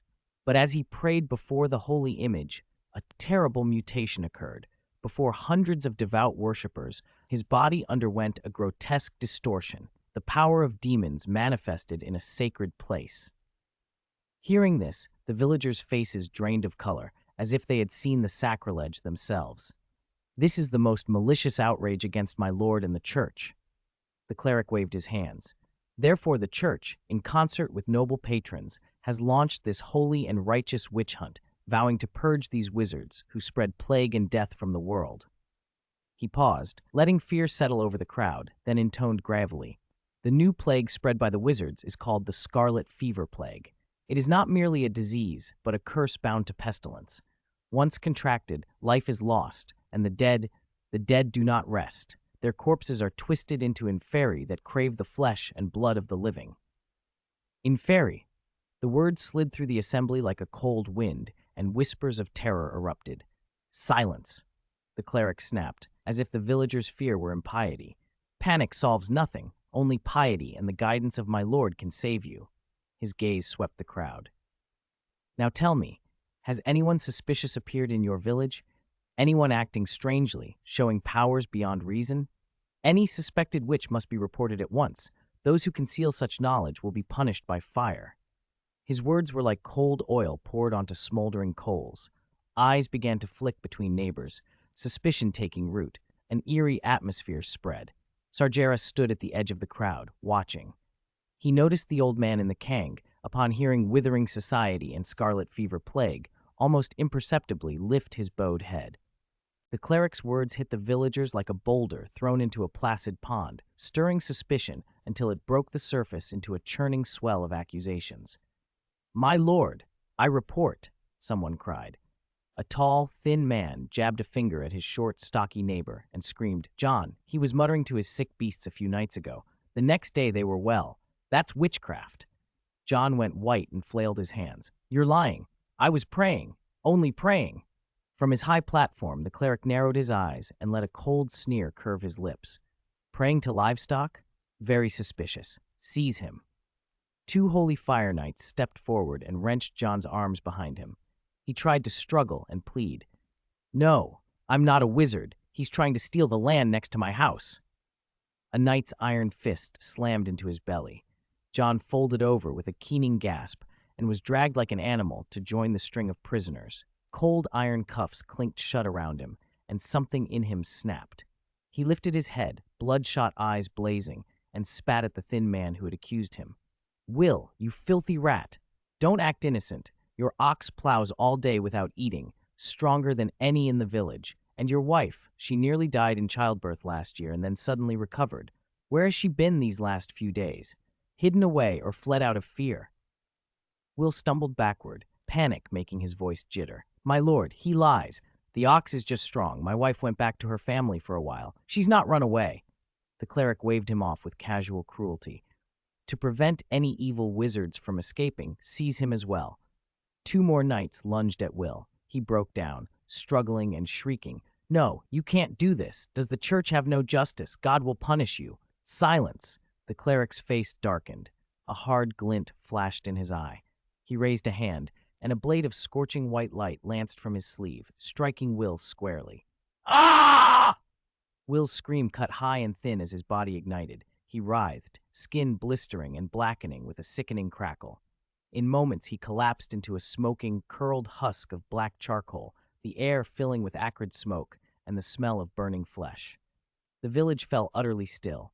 Only the faint hiss of embers and the villagers' muffled gasps broke the silence. The cleric regarded the smoking corpse as if it were nothing more than a swatted fly. He produced a clean white handkerchief, dabbed at his fingers, and coldly commanded, "Bring the ox from that blasphemer's house. I want to see how strong it truly is." His gaze slid across the cowering crowd like a snake's tongue, seeking its next mark. An old man wearing a wooden kange stood nearby with a mocking curl at the corner of his mouth.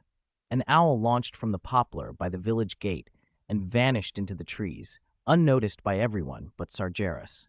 He followed the bird's flight, cloaking himself with a disillusionment charm and slipping after it into the forest. The entrance to the village reeked of burned flesh. Fear lay heavy as a fog. The cleric looked pleased with the new smoking prize at his feet, cleared his throat and spoke, his voice ringing out over the stunned crowd. "Lost lambs," he called, spreading his arms in a false show of mercy. "The evil inventions of wizards hide in the least likely places, clinging to the gold and silver that feed greed. I ask you now, in the name of the Church, do you conceal any gold or silver of any kind in your homes? Bring them forth willingly, and let the holy fire purify them. That is your only salvation." Faces turned toward one another, confusion and terror written on them.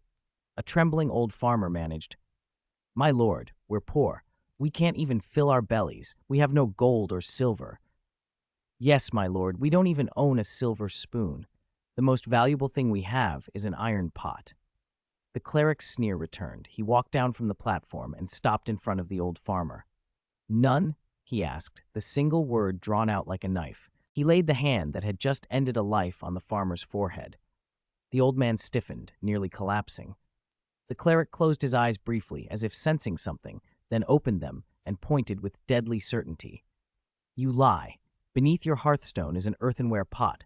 Inside are 1 gold coin and 12 silver coins, tainted by your trickery, gained by passing off bad grain as good to cheat a neighboring village. Greed's stain clings to it." The farmer went ashen. 2 knights seized him roughly. "No! Mercy, my lord! I'll get it! I'll show you!" He crawled to his hut, sobbing, and the knights returned with a mud-streaked pot. They tipped out its contents, 1 thin gold coin and a dozen silver pieces. The cleric held up the gold to the light. When his fingers touched it, a wisp of white smoke rose from the metal. "Humph." He tossed the coin back into the knight's cloth bag. "Indeed, the curse clings like maggots to bone." He looked down at the farmer collapsed on the ground. "Because you surrendered it willingly, the holy fire will not burn your flesh, but your soul must repent." Relief and humiliation tangled on the old man's face as he lay like a broken thing.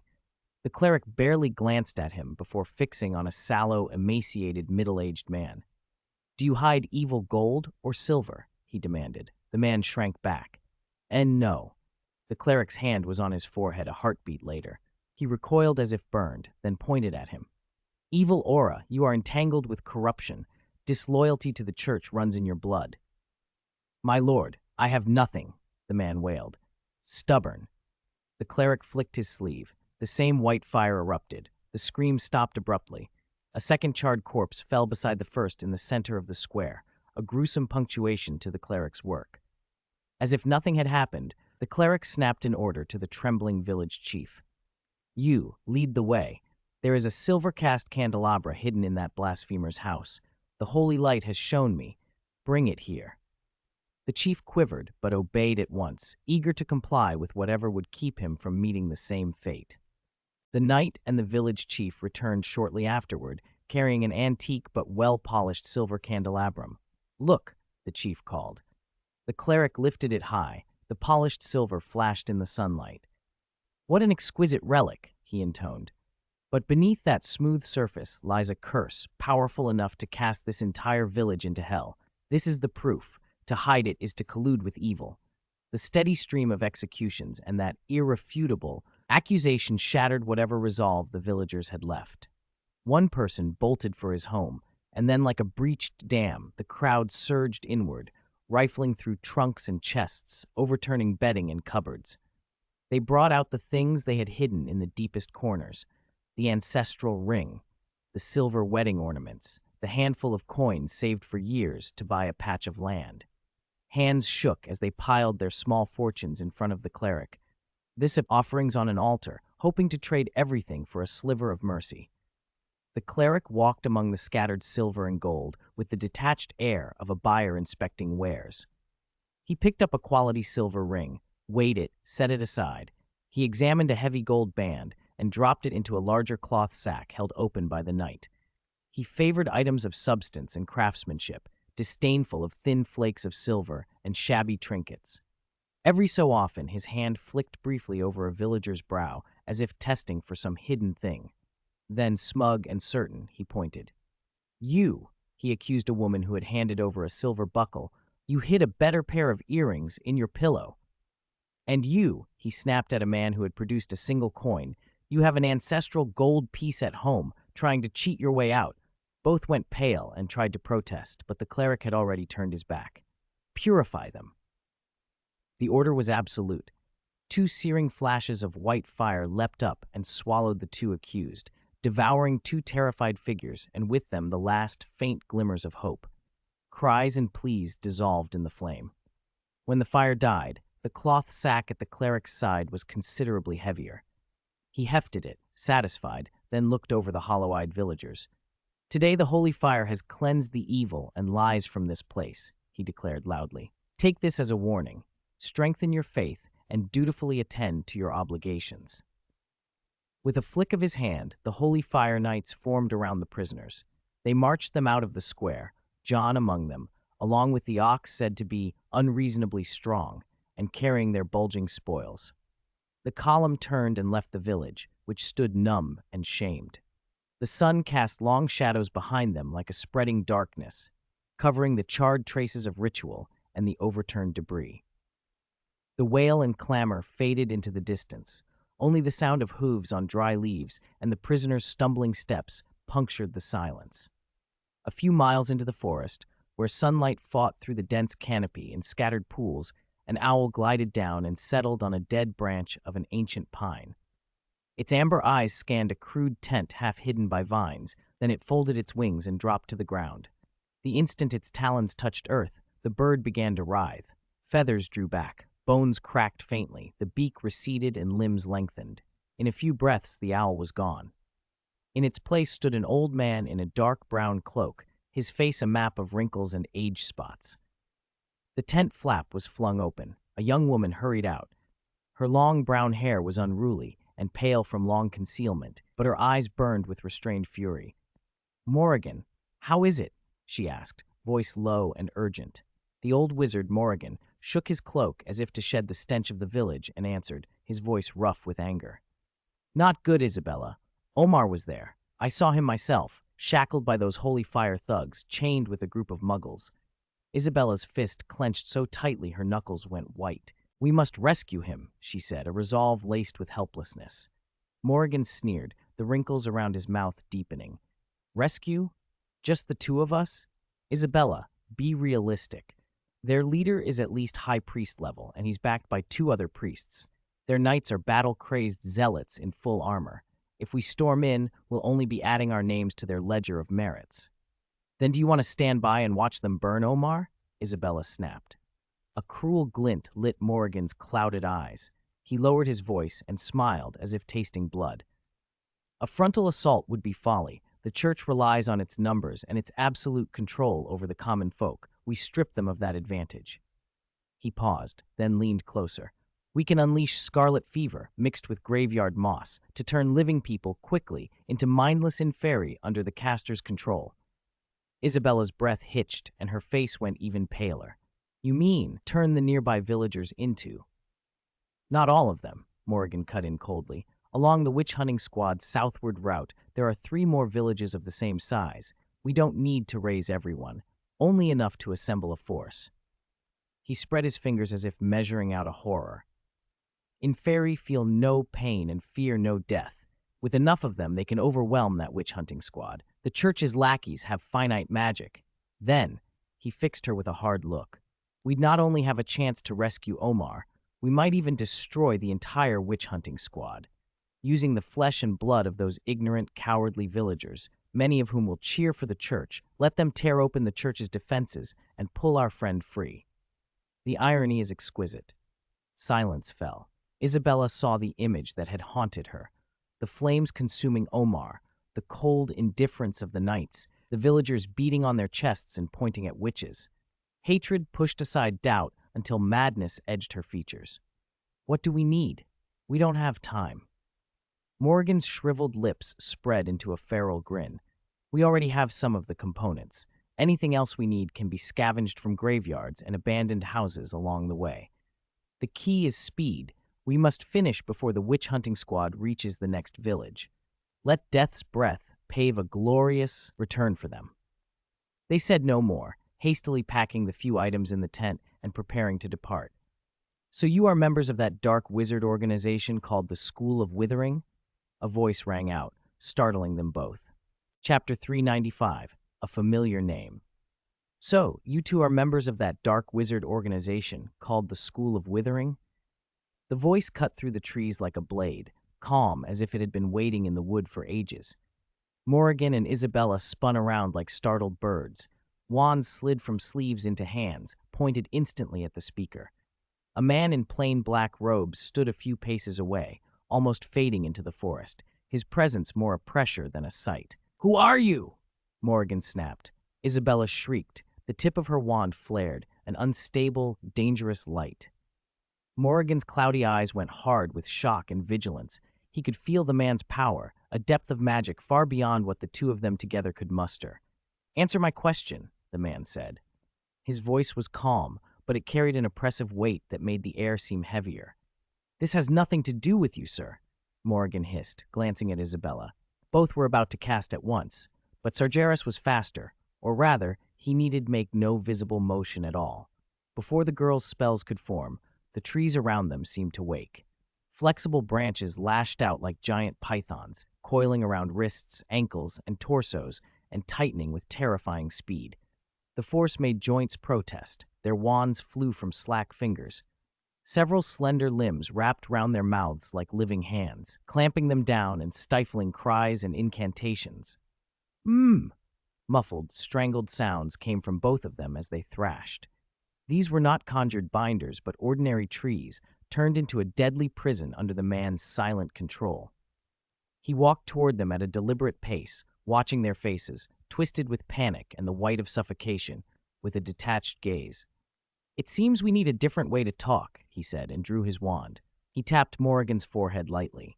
The old wizard's eyes exploded with terror. He flailed helplessly, unable to avoid the touch.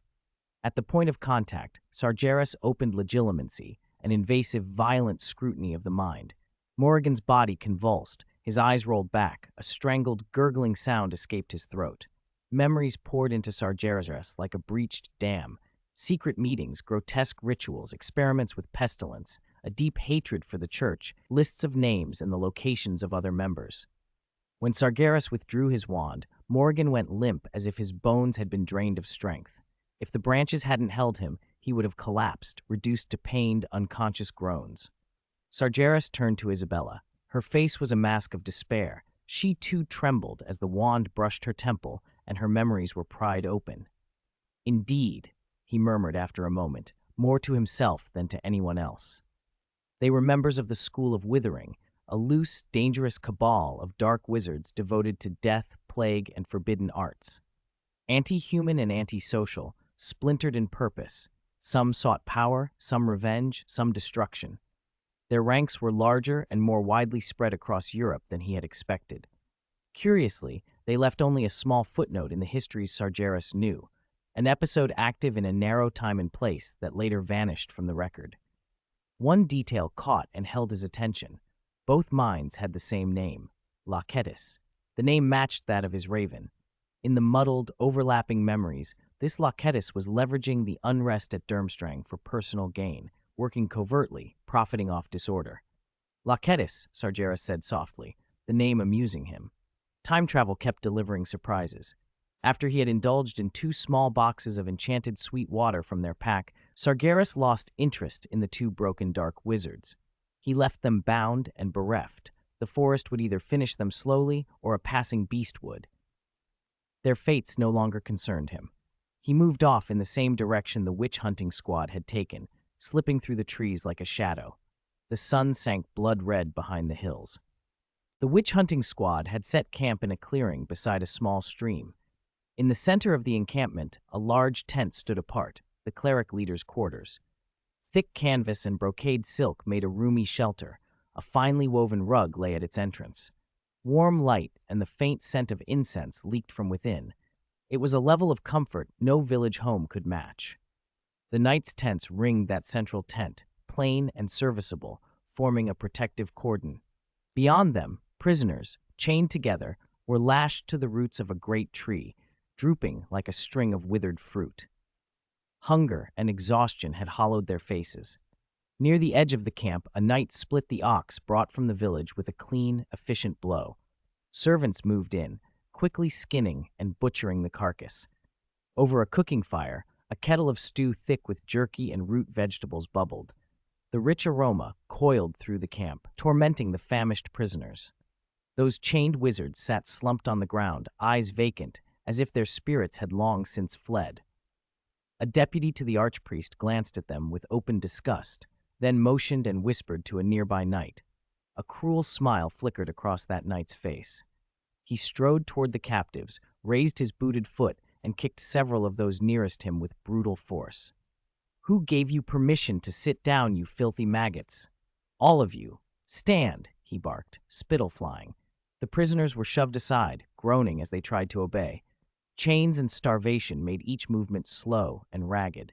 The knight seemed to relish the authority. His gaze roved over them until it fixed on one young man, gaunt, hollow-eyed, the most broken of the lot. He seized a handful of hair and dragged him forward, the metal links clanking. "What's that look you gave me?" the knight sneered, and slammed his gauntleted fist into the young man's belly.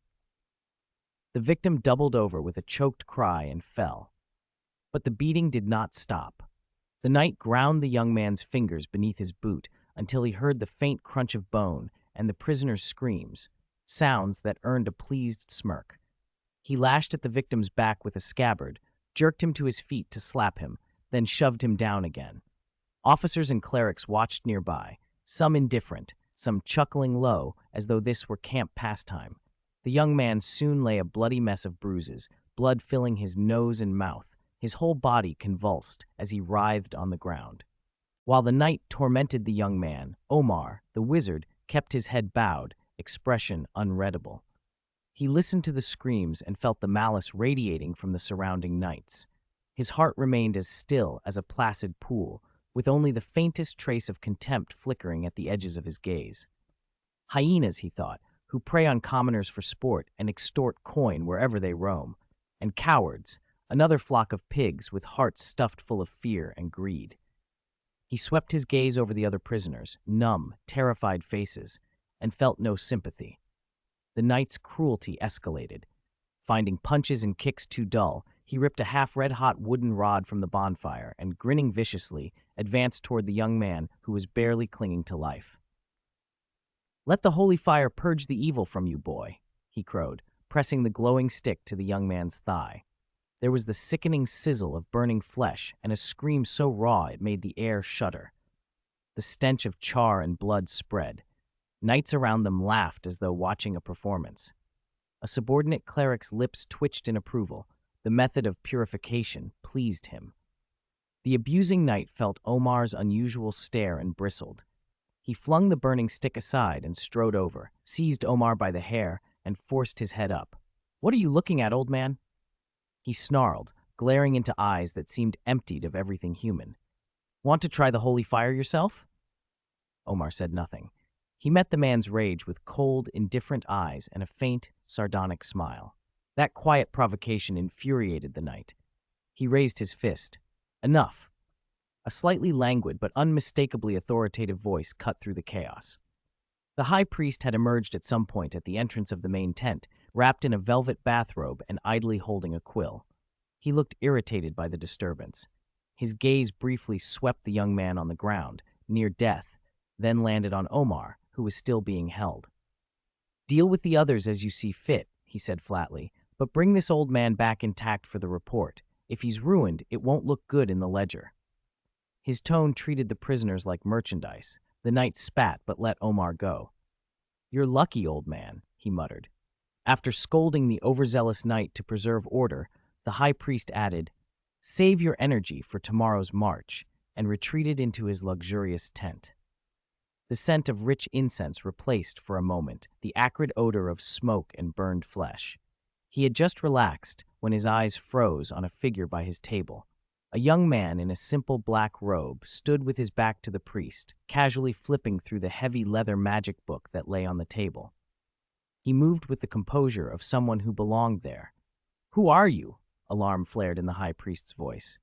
His hand darted into his robes, toward the holy emblem and rings he kept close. How had this stranger bypassed the outer guards and the tent's alarm magic? Sagres, unfazed, didn't look up.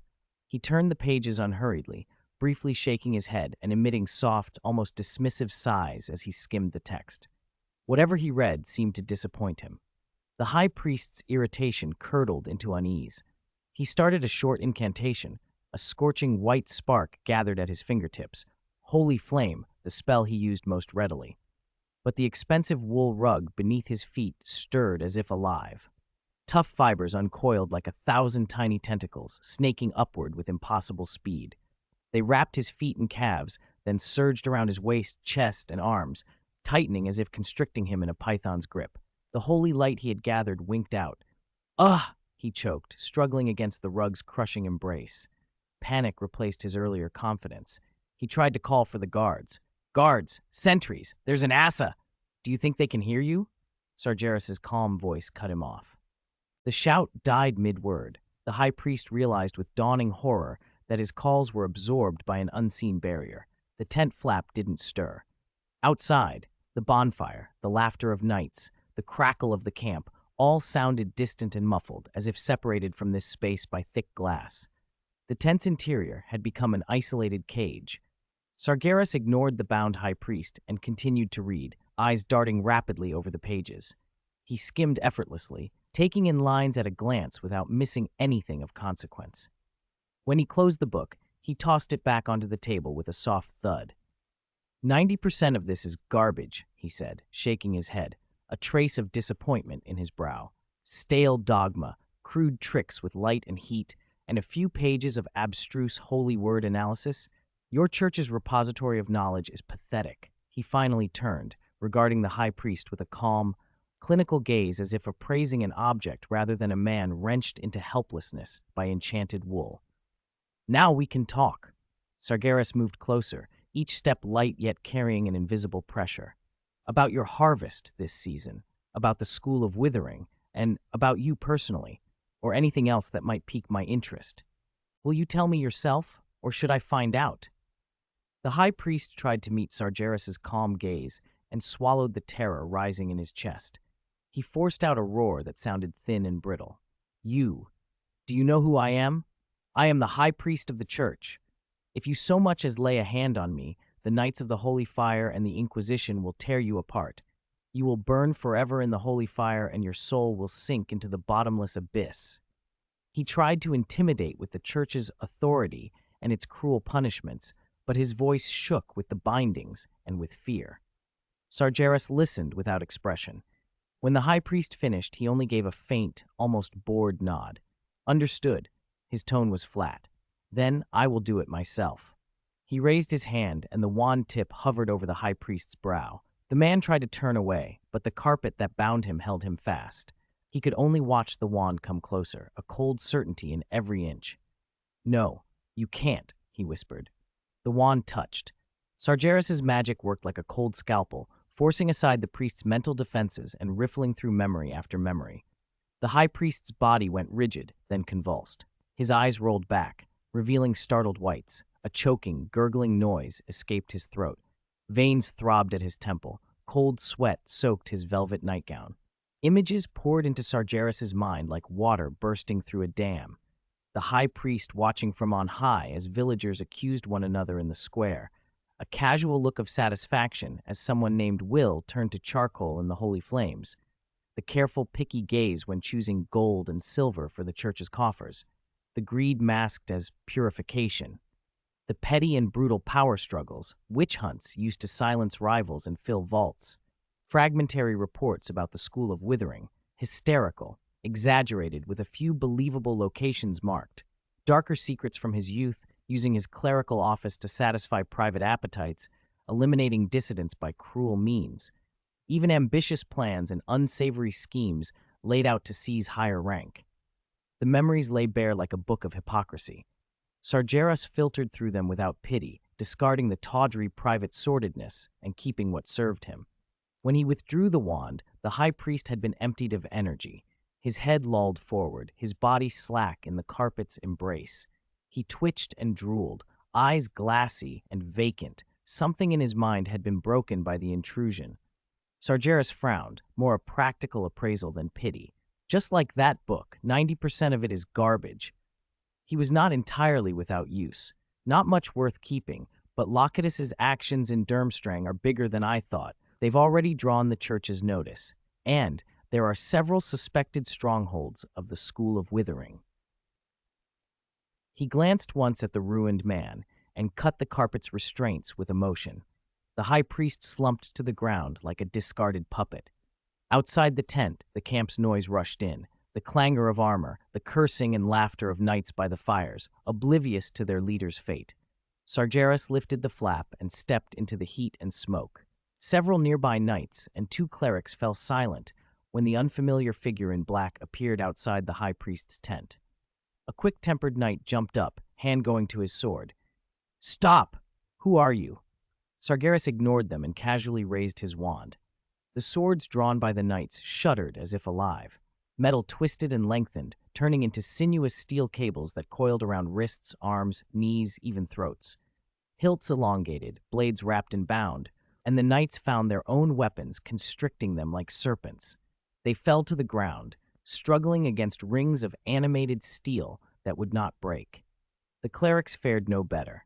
As they began to call out prayers, their ornate robes stiffened and tightened like cured leather, straps of fabric constricting limbs and breathing.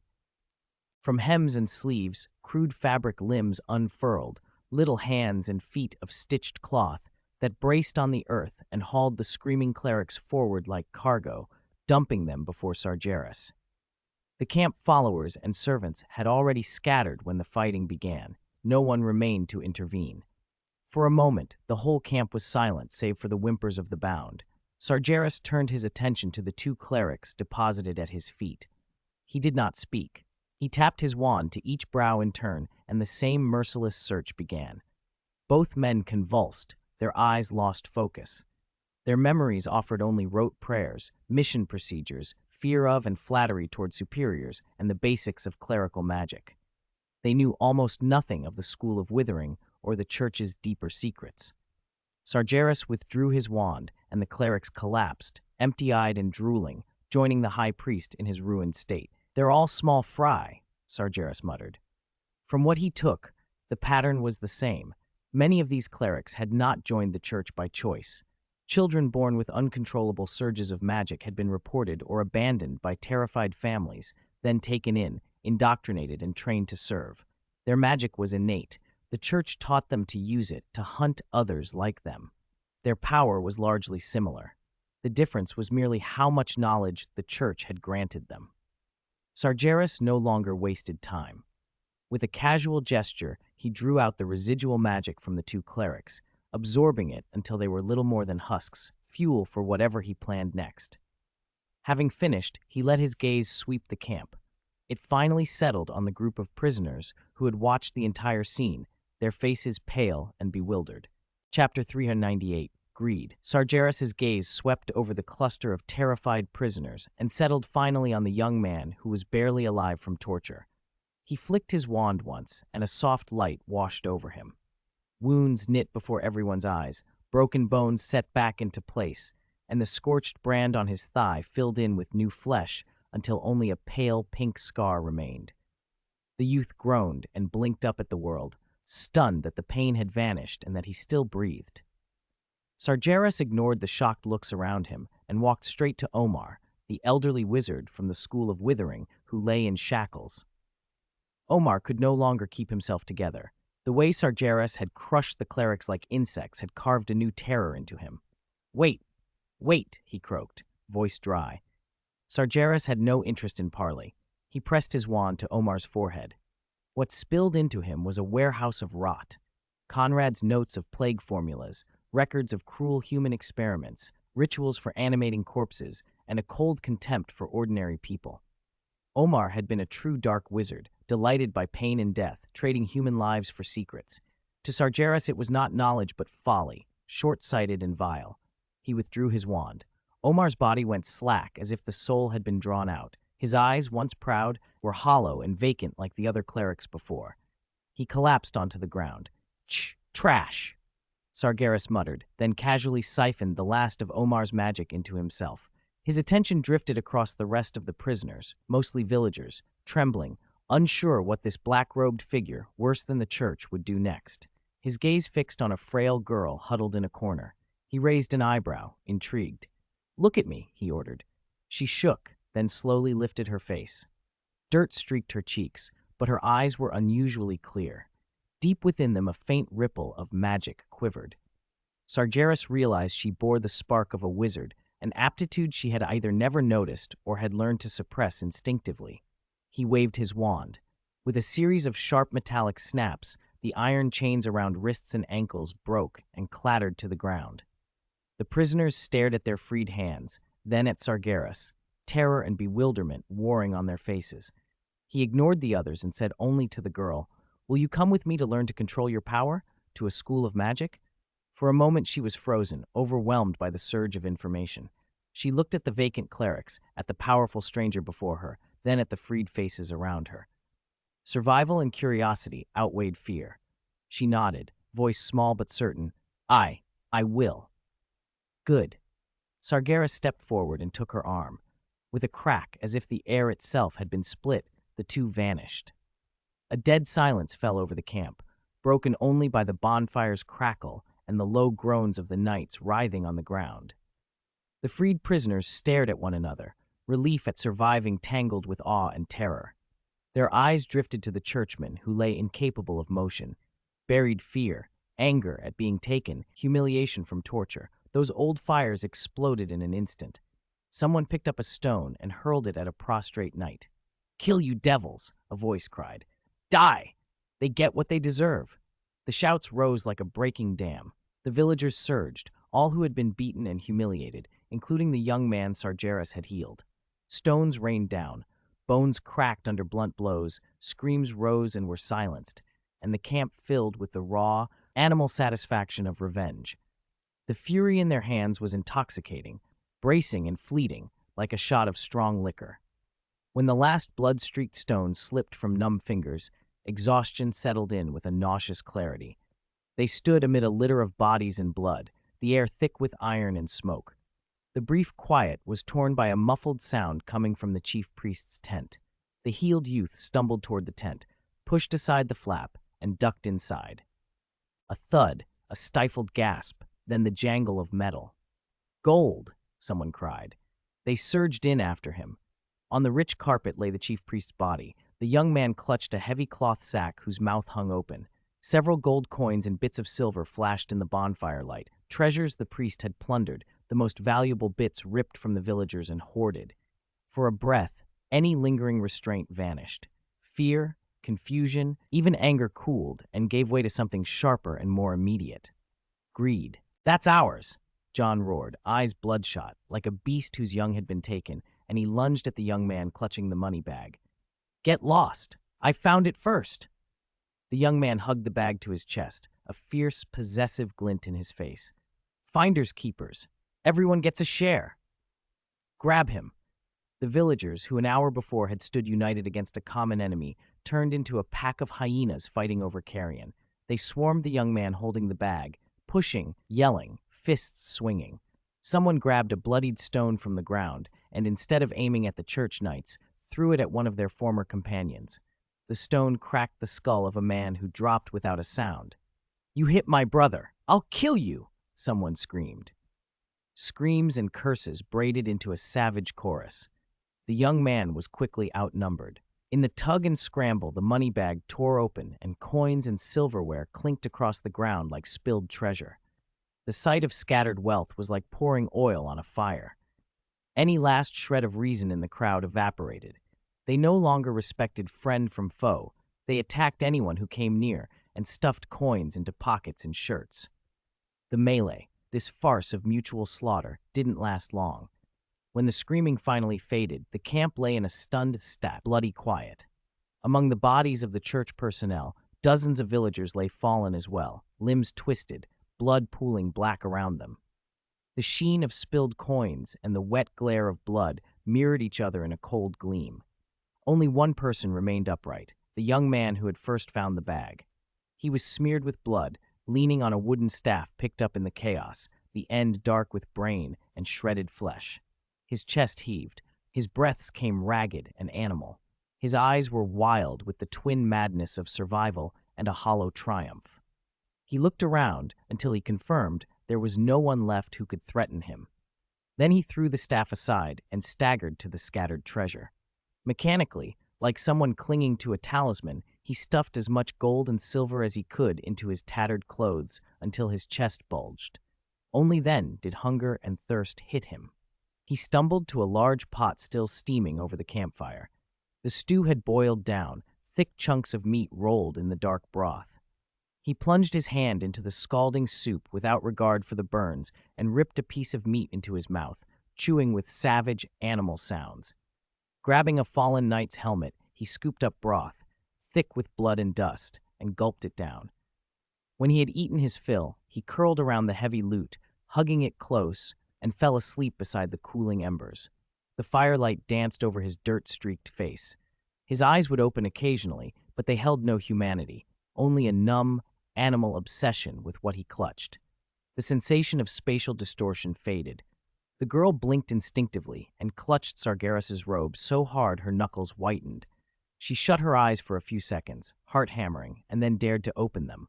The chaotic forest camp was gone. Before them lay a quiet, spacious room. Towering bookshelves reached to a vaulted ceiling and were crammed with thick tomes. The air smelled of parchment and potion ingredients. The fireplace crackled, chasing away the chill they had carried from outside. Curtains drew themselves back as if by invisible hands. Quills danced across parchment, and small, enchanted things, inscribed labels, jars, moved in calm, orderly rhythms. It was a world utterly unlike the one she had known. "This is Hogwarts," Sargeras said, breaking the silence. "A school of magic." He let go of her arm. "What's your name?" Lillian," she answered timidly, eyes already roving over the strange new room. Sargeras inclined his head. "Lillian, when you turned 11, did an owl ever deliver a letter to you? An invitation to enroll?" Lillian shook her head, bewildered. "An owl? No, sir, I never got any letters. I can't read. Not me, not anyone in our village. People say things brought by owls are bad omens." Understanding flickered in Sargeras's face. For generations, owls had been seen as birds of ill omen in some places. In an era of witch hunts and suspicion toward those with magic, Hogwarts could not openly send owls as it might in later years. Children born to muggles who nonetheless possessed magic like Lillian were often overlooked or worse, persecuted. He did not press further. Instead, he lightly clapped his hands. With a small, crisp pop, an old house elf materialized and bowed deeply to him. In a high, eager voice, it said, "What are Professor's orders for Colada?" Lillian jumped at the sudden appearance and instinctively stepped behind Sargeras, peeking out with one eye, equally frightened and fascinated by the small creature that called itself Colada. Sargeras addressed the elf. "This is Miss Lillian. She will be staying in the castle for a while. See to her daily needs and fulfill any reasonable request she makes." "As you wish, esteemed Professor. I await Miss Lillian's command." Colada bowed to Lillian until its head nearly touched the floor, eyes wide and benign. Lillian's hands clutched the corner of her ragged dress. Her body trembled. She had been reported to the church by her own family after a magic outburst. No home, no safety. She felt like a skittish animal, torn from everything familiar and plunked into a world of spells and books. Sargeras was silent for 2 seconds. His voice, flat and measured as always, nevertheless carried a quiet reassurance. "Hogwarts is a home for witches and wizards. It will teach you how to protect yourself. You are safe here. No one will judge you for what you are, and no one will tie you to a stake." He indicated the waiting house elf. "Colada serves this castle. It may look odd, but you can trust it completely. If you need anything, food, clothes, someone to talk to, tell it." He paused and looked at the room, at the small, obvious signs of magic all around them. "I know all this is new and frightening," he said. "Fear comes from the unknown. From now on, you can learn about all of it. Believe me, it will be worth it." Then he turned to the high shelf and pulled down a hardbound volume. He handed it to Lillian. "This book is enchanted. It will teach you to read." She held it blankly in both hands. He added, without warmth but with clear authority, "Try to finish it as quickly as you can. You're already behind your peers." His plain, practical words were like a ballast dropped into her drifting, rootless heart. Lillian glanced at Sargeras, then at the little house elf with its benevolent eyes. Her shoulders eased a fraction. She nodded once, and in a voice that was barely audible even to herself, said, "Thank you, sir." For the first time since the church had turned on her, she felt, however faintly, that she would not be burned at the stake next. Under the goblin Kalada's guidance, Leon left the study and went to the temporary quarters that had been prepared for her. Only Sargeras remained in the room, the fireplace throwing flickering light across his impassive face. He crossed to the desk and pulled open one of the drawers. Inside, a makeshift nest lined with a scrap of velvet held Professor Samdron, shrunk into palm size by a shrinking charm. He was struggling to sit up, hair messy, eyes dazed but blazing with terror and fury. Sargeras didn't look at him. Casually, he pinched a few owl treats from a jar on the desk and tossed them into the drawer like pebbles. They clinked at Samdron's feet. "Eat something," Sargeras said flatly, as if scolding a pet. "After you eat, you'll need to sleep a bit more." Samdron stared at the dry, shriveled treats, then up at the wizard, who wore his face but not his manner. The confusion and grievances of the past few days burst out of him. In a thin, tearful voice, he shouted, What exactly do you want? Who are you? Why are you doing this to me?" Sargeras glanced down at him, voice even. "I'm helping you, and I'm helping Hogwarts. I won't be here long." "Helping me? Helping Hogwarts?" Samdron repeated, almost incredulous. He was locked in a drawer, fed owl treats. How could that be help? "It's help," Sargeras sounded as if the answer were obvious. "I cleared dozens of giants that threatened the castle, expelled a band of goblins entrenched in the Forbidden Forest, and," he paused, "dealt with a church witch-hunting squad led by a chief priest that was heading this way. Aren't these the sort of hidden dangers you'd call clearing for Hogwarts?" Samdron's mouth hung open. Giants, goblins, a witch-hunting squad. Any one of those would have put the school on red alert, and yet this man had handled them as if swatting flies. He stared at Sargeras, stunned, the new realization turning to a cautious awe. Sargeras ignored the look and flicked his wand toward the owl treats. Engorgement charm. The treats swelled instantly, growing until the pile was nearly as large as the miniature professor himself, more like strange, oversized kernels of grain than the paltry snacks they had been. "Eat quickly," Sargeras said. Samdron looked at the absurdly large food, then back at the indifferent wizard. After days of being unconscious, mostly a result of a stupefy-induced coma, and the strange conversation, a grim conclusion was settling in. This wizard's methods were harsh but effective, and he did not appear to wish harm on Hogwarts. That knowledge was, oddly, a comfort. It also removed any need to flatter or deceive his captor. A ridiculous thought surfaced, and Samdron, gathering himself, forced his voice into something like petulant dignity. "Even if you did all that, you used my face, you locked me in a drawer, and you fed me stale owl treats. Shouldn't there be some compensation for this?" He immediately regretted the tone, expecting anger. Instead, Sargeras looked almost amused. He studied the miniature professor, an inscrutable expression passing over his face. A moment later, he seemed to make a decision. He no longer urged Samdron to eat. Instead, he picked up a stack of discarded calculations on the desk. His long fingers brushed the papers, and with a subtle twist of magic, the waste quickly condensed into a thick, ancient-looking hardcover. Intricate runes slid across the cover and arranged themselves into the title, Standard Book of Spells. The pages turned on their own, and dense text flowed across them, as if an invisible hand were penning everything at once. In a matter of heartbeats, the book was finished. "Your compensation," Sargeras said, setting the book beside the drawer. "This Standard Book of Spells, and a few personal notes inside. It may be useful for your future teaching. At least, it goes a bit deeper than what you've been using." He did not boast, but his flat tone carried confidence, and that made Samdron's heart leap. He had never heard of a book by that name, but he knew what it meant to possess a spell book created by a powerful wizard. For a moment he forgot his complaints about owl treats. The book might be the single best thing he'd gained since being shrunk. Sargeras watched him, said nothing more, and then raised his wand again, pointing into the drawer. "Digest it well, both the food and the knowledge. After that, you need to sleep a bit more." Samdron bolted upright. "Wait, please. No more stupefy. Just keep me in the drawer. I promise I won't make any noise." The thought of another stupor made him desperate. He wanted to read the book now. Sargeras hesitated, then considered Samdron's eager, determined little face. A conscious, tiny prisoner couldn't cause trouble from inside a locked drawer. "All right," he said finally. "And?" Samdron seized the moment. He jabbed a finger at the standard book of spells.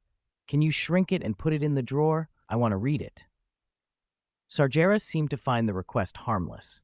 With a light tap, he shrank the book to a size proportionate to the miniature professor and nudged it into the drawer with the tip of his wand. It landed beside the oversized owl treats. "Remember your promise," Sargeras said. He closed the drawer and sealed it with a locking charm, leaving only a few small ventilation holes through which faint light trickled. Then he left the study. Samdron didn't care about the darkness. He tumbled over to the shrunken standard book of spells and, hands trembling with excitement, impatiently opened to the first page.